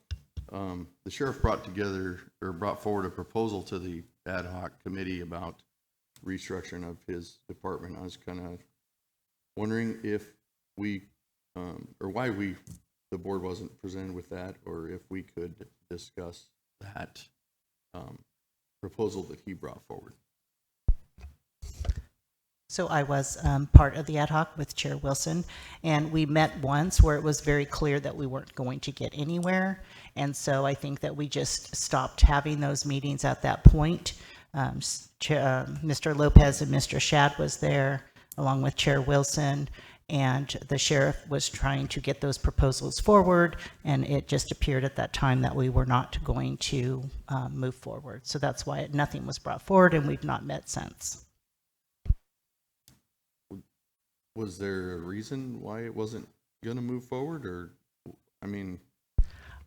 It would have, Chair Wilson would have to speak to that. I was in favor of it. As far as my understanding and my discussions that I've had numerous with both county and with the sheriff, is that the board in its methodology has taken steps, both in our contracts as well as outside those steps, in order to adjust and make some changes to the sheriff's ability to hire. All the recommendations that the sheriff has made are still and requested are still on we are aware of where and what he is requesting, and that those are going to be looked at as we go forward, especially once we get the comp study back in. These are not things that have gone away. They are still in consideration, and they are still on our plate as we look at ways that we are going to be able to meet the requirements that both the sheriff wants as well as the board in our direction towards addressing the sheriff's office and hiring and retention. So all of the things that we had discussions in those meetings is still there. They're still on the table. Many of them have already been addressed, but those other steps that we're taking, a lot of that is going to be re-looked at, especially in light of the comp study that is coming up. And the sheriff's in agreement with waiting for that, or, I mean, I'm just wondering why the board can't be presented with what his proposal was. As far as my discussions with the sheriff, yes, he's been in favor of what we have and still looking at what he has proposed as far as, you know, whether it's eliminating positions and adding those salaries, et cetera. You know, those have been ongoing discussions that we've had, and the timing is the only difference between whether we bring these things at this point or later. But most of that is discussions that we've had is we don't want to make changes, even those that he has on his ideas for changes, without having the additional information that we will get with the comp study. And so it's not a matter of not doing it, it's a matter of doing it when we have the information that we have that is hopefully going to give us a better picture of whether these changes and how much of these changes need to be made going forward. Yeah, I agree that the comp study is going to paint us a picture, but also can't deny that comp study or not, the sheriff's office is suffering from lack of staff and action needs to be taken. I've heard about the proposal. It seems like very doable to me. I just kind of am wondering why the board couldn't look at it and have that discussion and support the sheriff in what he was doing. He's stepped up here. I'd like to, obviously he's got some words to say, so I'd like to give him that opportunity as well. Well, what I wanted to say is that the proposals that I had throughout the ad hoc committee, those conversations were presented in different forms to the budget team and so forth. If you want to have conversations about those, I would feel a lot more comfortable if the board directed me to bring it so that I don't get myself into a negotiations issue or something like that. But to back up what you're saying, we're absolutely in dire straits. I've explained that time and time again. And if there is something that we can do quickly. Obviously, as much as I have presented in the past, we've tried. But I've also said there is a lot of reasons why some of it we may or may not be able to do.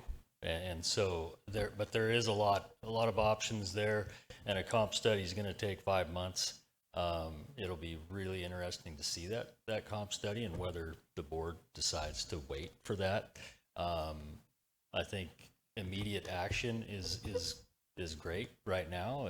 Anything that we can do will help. And if we decide to wait until that comp study's in, my biggest push would be to act immediately. 5 months is 5 months down the road. So if we're going to wait until then I can't wait another 6 months to look at a comp study and continue kicking that can down the road, because the staffing levels are what they are. So hopefully that clarifies without opening up that discussion. If you all want to see it, then that's something that we can discuss. But I would ask that be brought up to me from you guys. Thank you, Sheriff. Mr. Chairman, I feel like we're kind of walking back down the path of what took place when I was on vacation with the roads department, and I don't want to go there. To me, it's a very slippery slope. To go there at this time, I think we've gotten to a point in our budget hearing processes. We've gotten to a point with our budget team, with what we've got presented, that's going to provide a stopgap essentially to where we could get to in 5 or 6 months that allows the sheriff, our budget team, and the board to act in a responsible manner with very little dollars in our current general fund. That may or may not help based on that compensation study, the sheriff and the needs that he needs to meet to put feet on the ground on our streets. So I heard from Chair Wilson through those committee processes that the sheriff did support what we currently have in front of us. So I'd like to stick with that if possible. Supervisor Howard, I couldn't disagree more. I didn't sound like the sheriff was agreeing with that process at all. I don't think kicking the can down the road farther than we have is prudent. I've seen the human trafficking and the drug dealing that's going on at the end of Waldo. I know we all see the blight that's around our community and the crime that's going on. The sheriff needs help, and we have told the sheriff that we are here behind him and here to support him. What the proposal that I saw or understand is relatively budget neutral from what I understand. I think that this board should have the opportunity to review that. And I don't know I don't want to step on any toes or do anything improper either, as the sheriff said.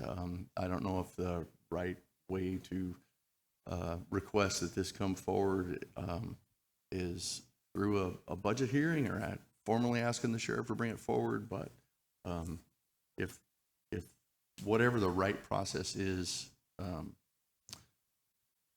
I would like to make that request. One thing I do want to say is that you're absolutely right.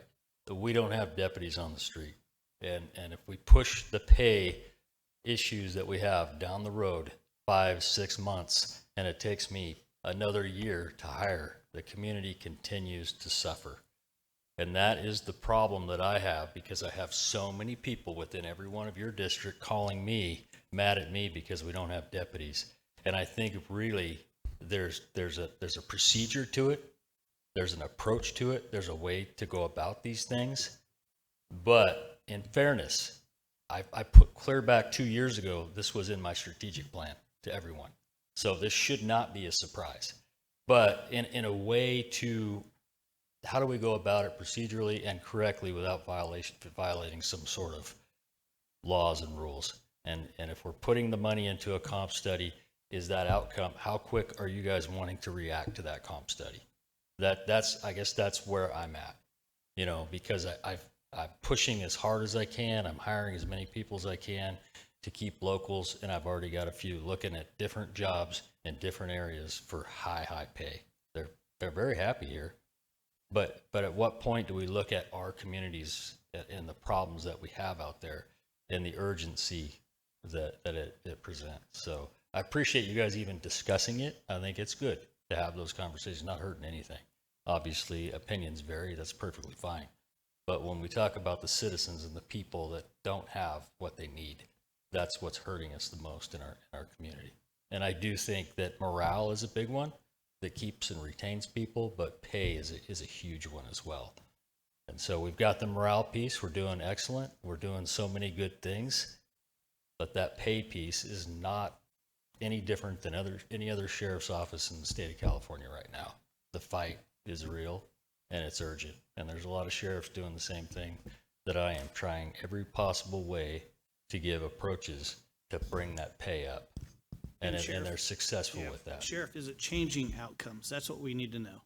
Is it changing the outcomes when you see a pay increase? Is it bringing warm bodies to do what you need to do? When those sheriffs are taking action, that's really where the board needs to hear from you, those anecdotal stories. I don't care what it is, if it's a piece of paper with solid data, because those promises have been made in the past.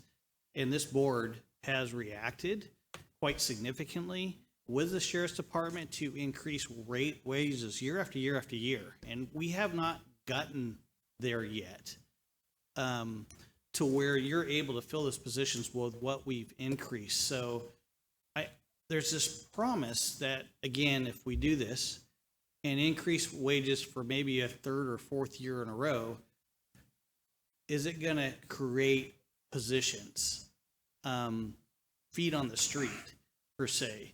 My understanding is the last time we did this, we were now more comparable than in our entire region. The Del Norte County Sheriff's Department had the highest wages when you looked at tribal positions, Brookings, all those pieces. If that's not factual, then that's what I need to know from you. And that makes perfect sense, because you want to see it on paper and you want to see something in front of you that shows how far down we are.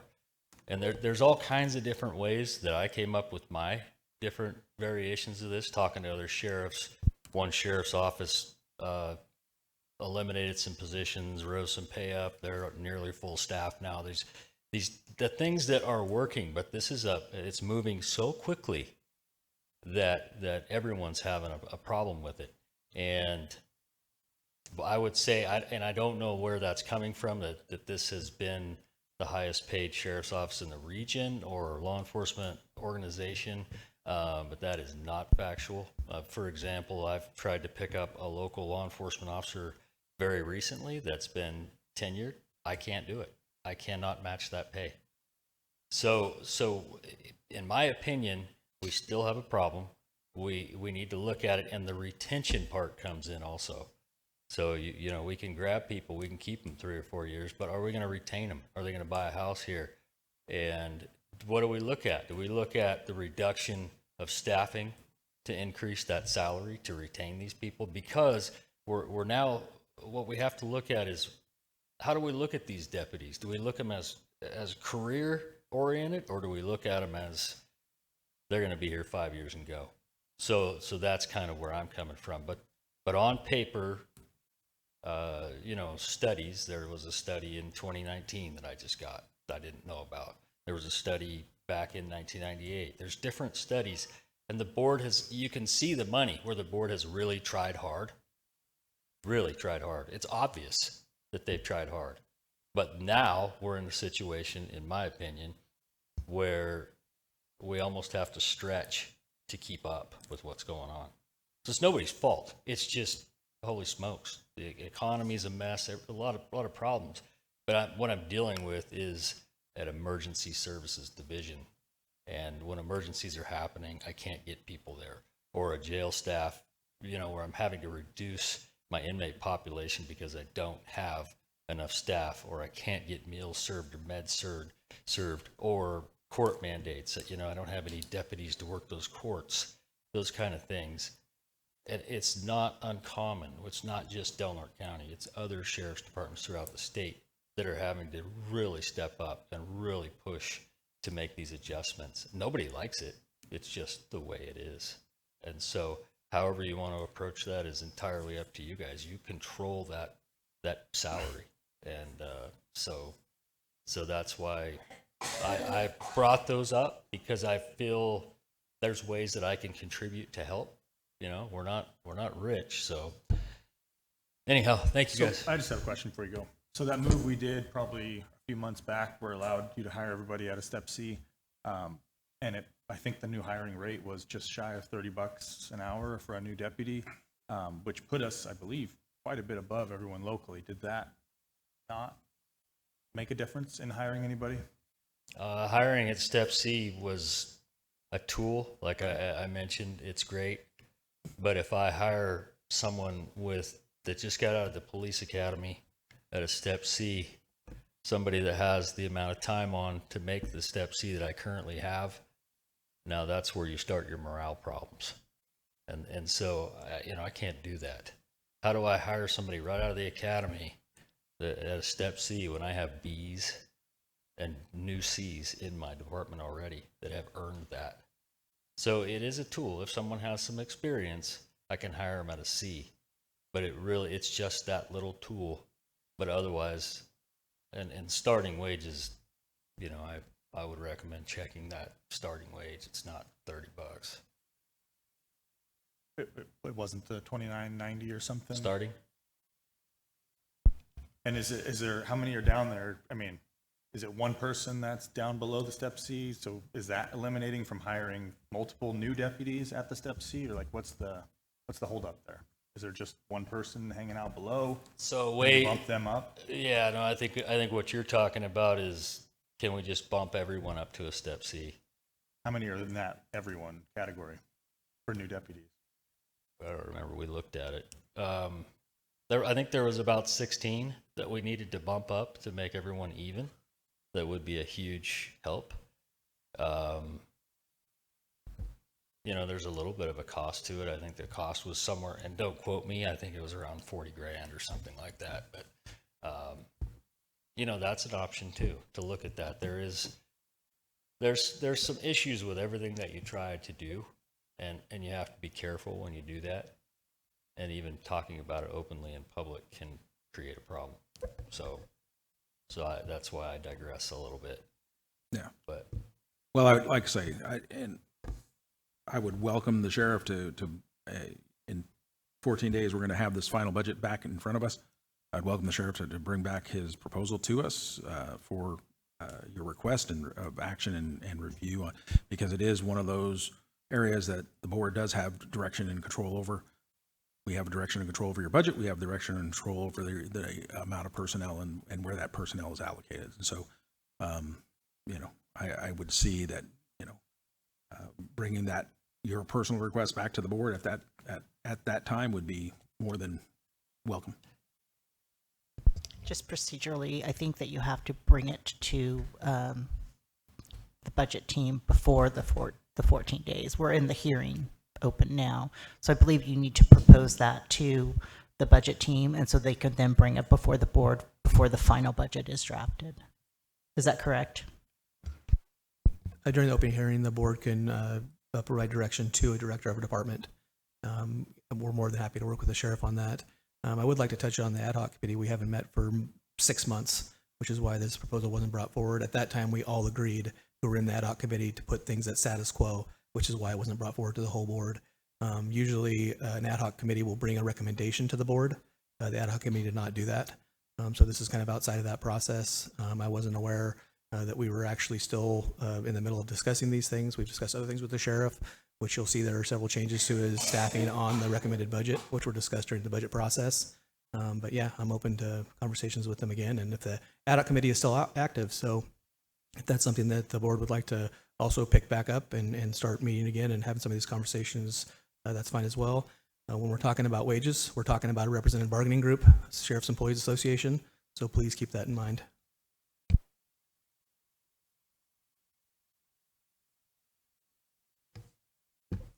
So next step is 14 days from today. I would recommend what's procedurally I realize we have to be careful because it's a bargaining group.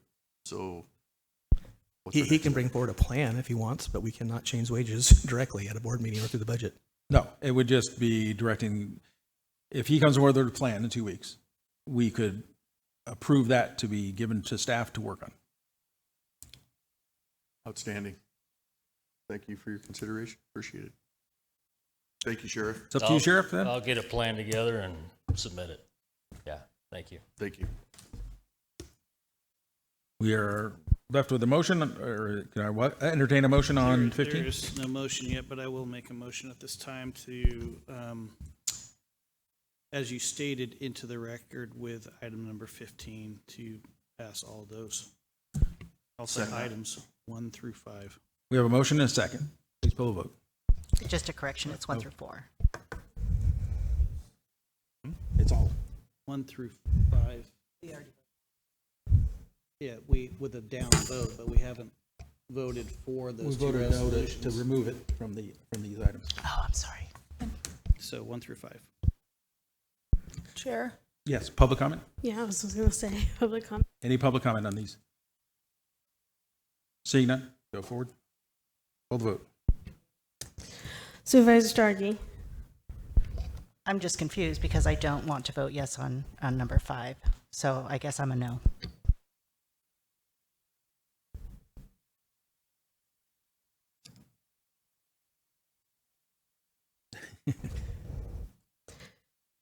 Supervisor Borges, Yes.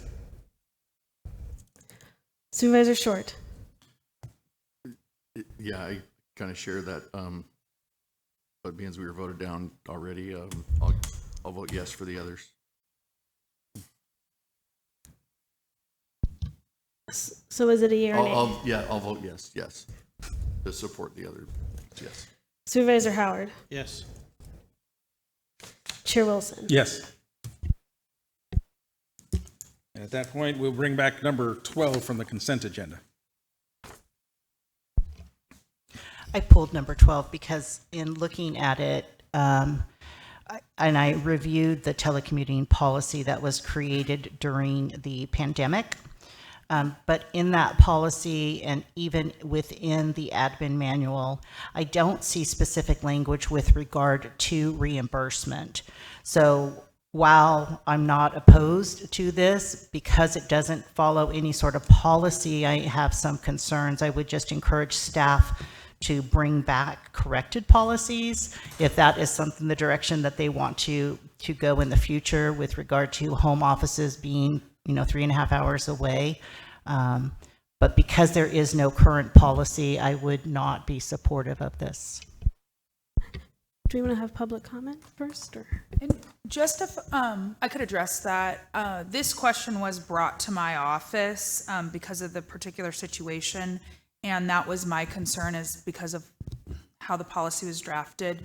We've already been in negotiations to talk about that because we are living in a situation where we could see this issue coming up, especially for these really, really hard and difficult to fill positions like this one was.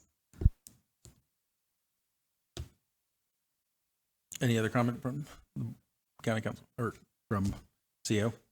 No, Supervisor Starkey is correct. There isn't a policy that exactly addresses this situation, which is why the department head has brought it forward to the board today.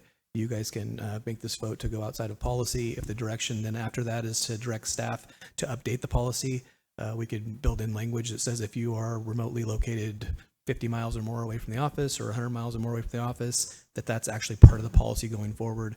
Because remote work could become more popular, could be something that we need more often going forward when you have somebody who's qualified for the positions for some of our vacancies we have.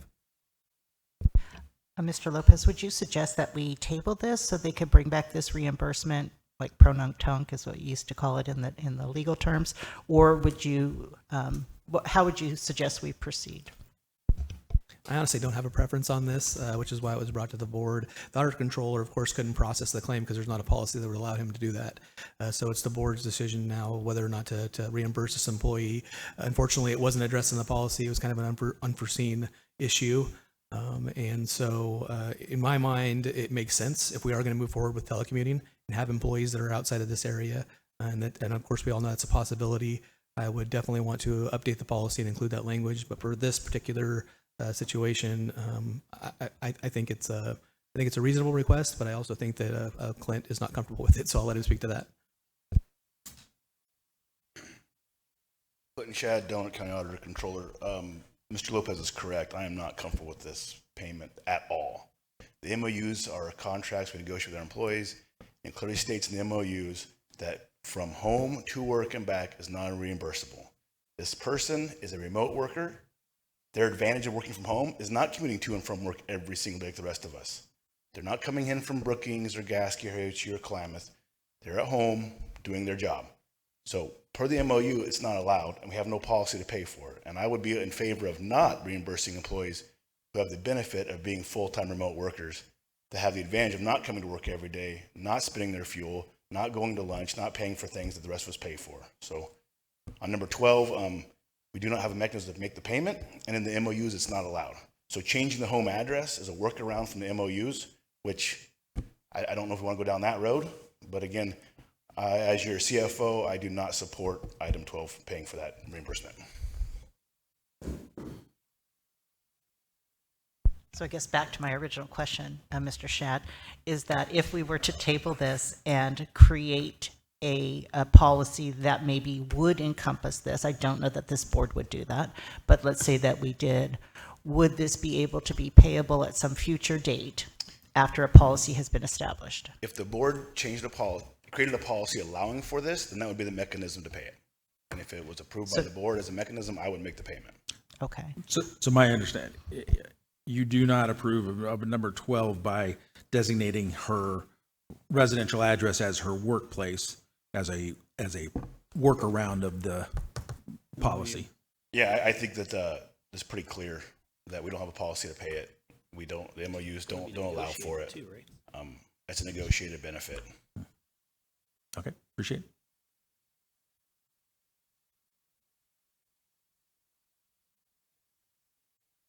Any other public comment?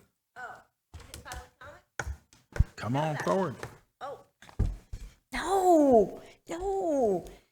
How many employees that come to work every day get to have the luxury of spending the night in a nice hotel? Do you guys pay for that? No. Do you pay for them to drive to work every day? No. So she's decided to work at home in another county. We don't even know if she's working for that county too. Is she double dipping? Has anybody vetted that out?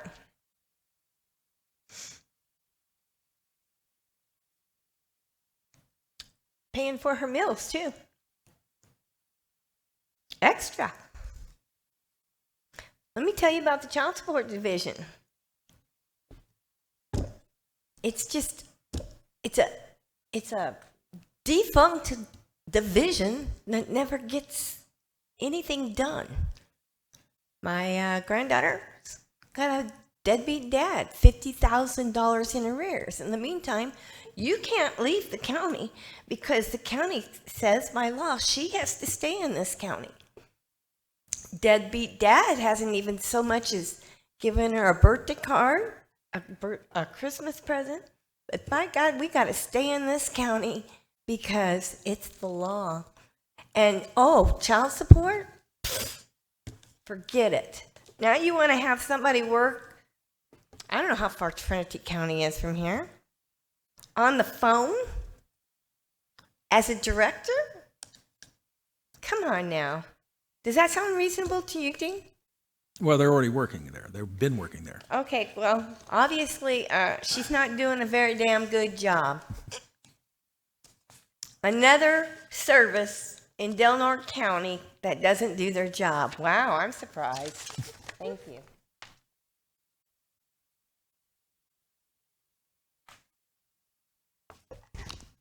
Norma Williams, chapter president.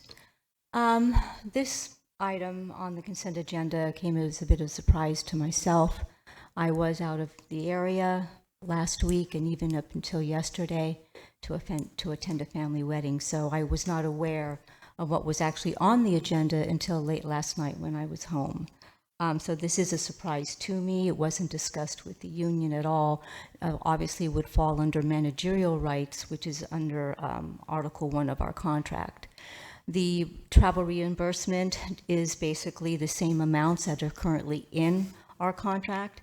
The contract does allow for travel between home and work.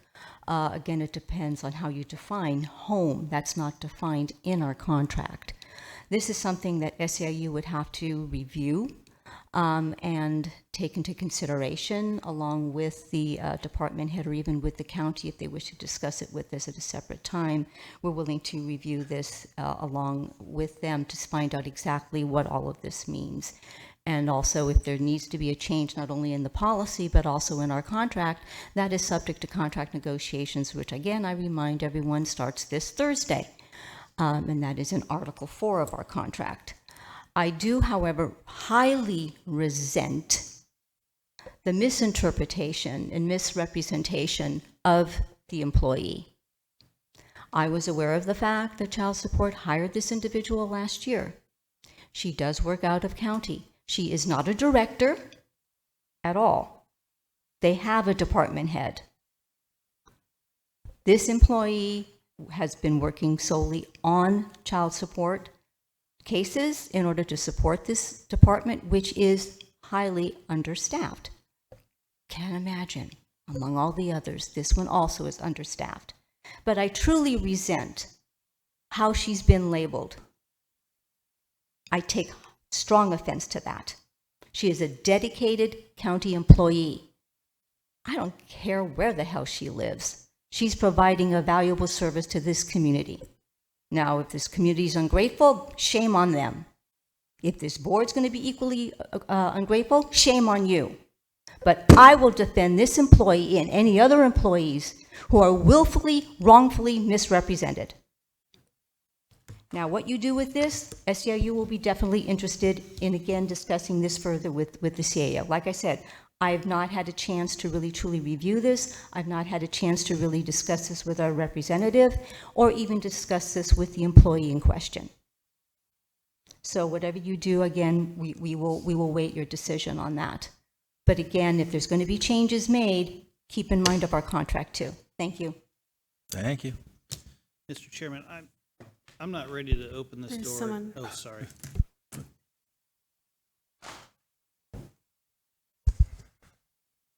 Another example of how the consent agenda is being abused by this board and by the unelected of this county.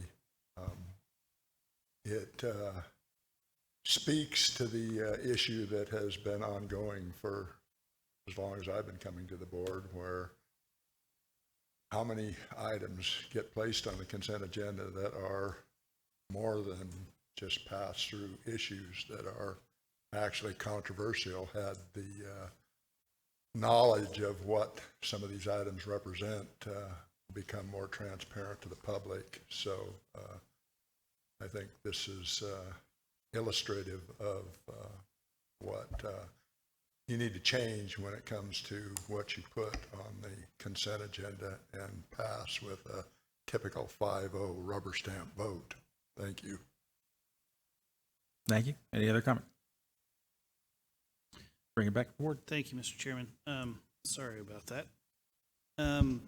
Yeah, we do have policies in place, and I think a workaround at this time would be premature until we've had the actual opportunity to negotiate out something with the MOU process, especially with those departments that are currently affected, or those unions that are currently affected by this. So it's not saying that we couldn't do this at a future date if something was selected and negotiated, but at this point, not having something in place, I think it would be premature. So obviously, I'm saying no at this point in time until we have something in place. Okay. I'd entertain a motion then to direct staff to enter negotiations on determining resolution to Edwin or 12 and determining a solution to the problem of employees that are working from home. I think if you want to take a vote on what the item is, number 12, if the board's not going to approve it at this point, you can give direction after the item is voted on, and then we'll go from there. That's my question, is that do we have to even vote on this? Because I don't, if it comes back later that we have agreed that this would all be legitimate, which I'm saying I highly doubt it, but if we did, I want this employee to have the ability to submit this claim to be reimbursed. So that's why I'm asking, should we just drop it today and then direct staff to work on the telecommuting program or policy and include in it or provide options for this type of situation? You can definitely table the item, and bring it back at a later date, if necessary. Is that your motion? I will motion that we table this item and direct staff to bring back a telecommuting policy at some point in the future. I'd second that motion. We have a motion and a second. Please poll the vote. Supervisor Borges? No. Supervisor Howard? Yes. Supervisor Short? Yes. Supervisor Starkey? Yes. Chair Wilson? Yes. That concludes the meeting for the Delaware County Board of Supervisors. Thank you for coming and your attendance.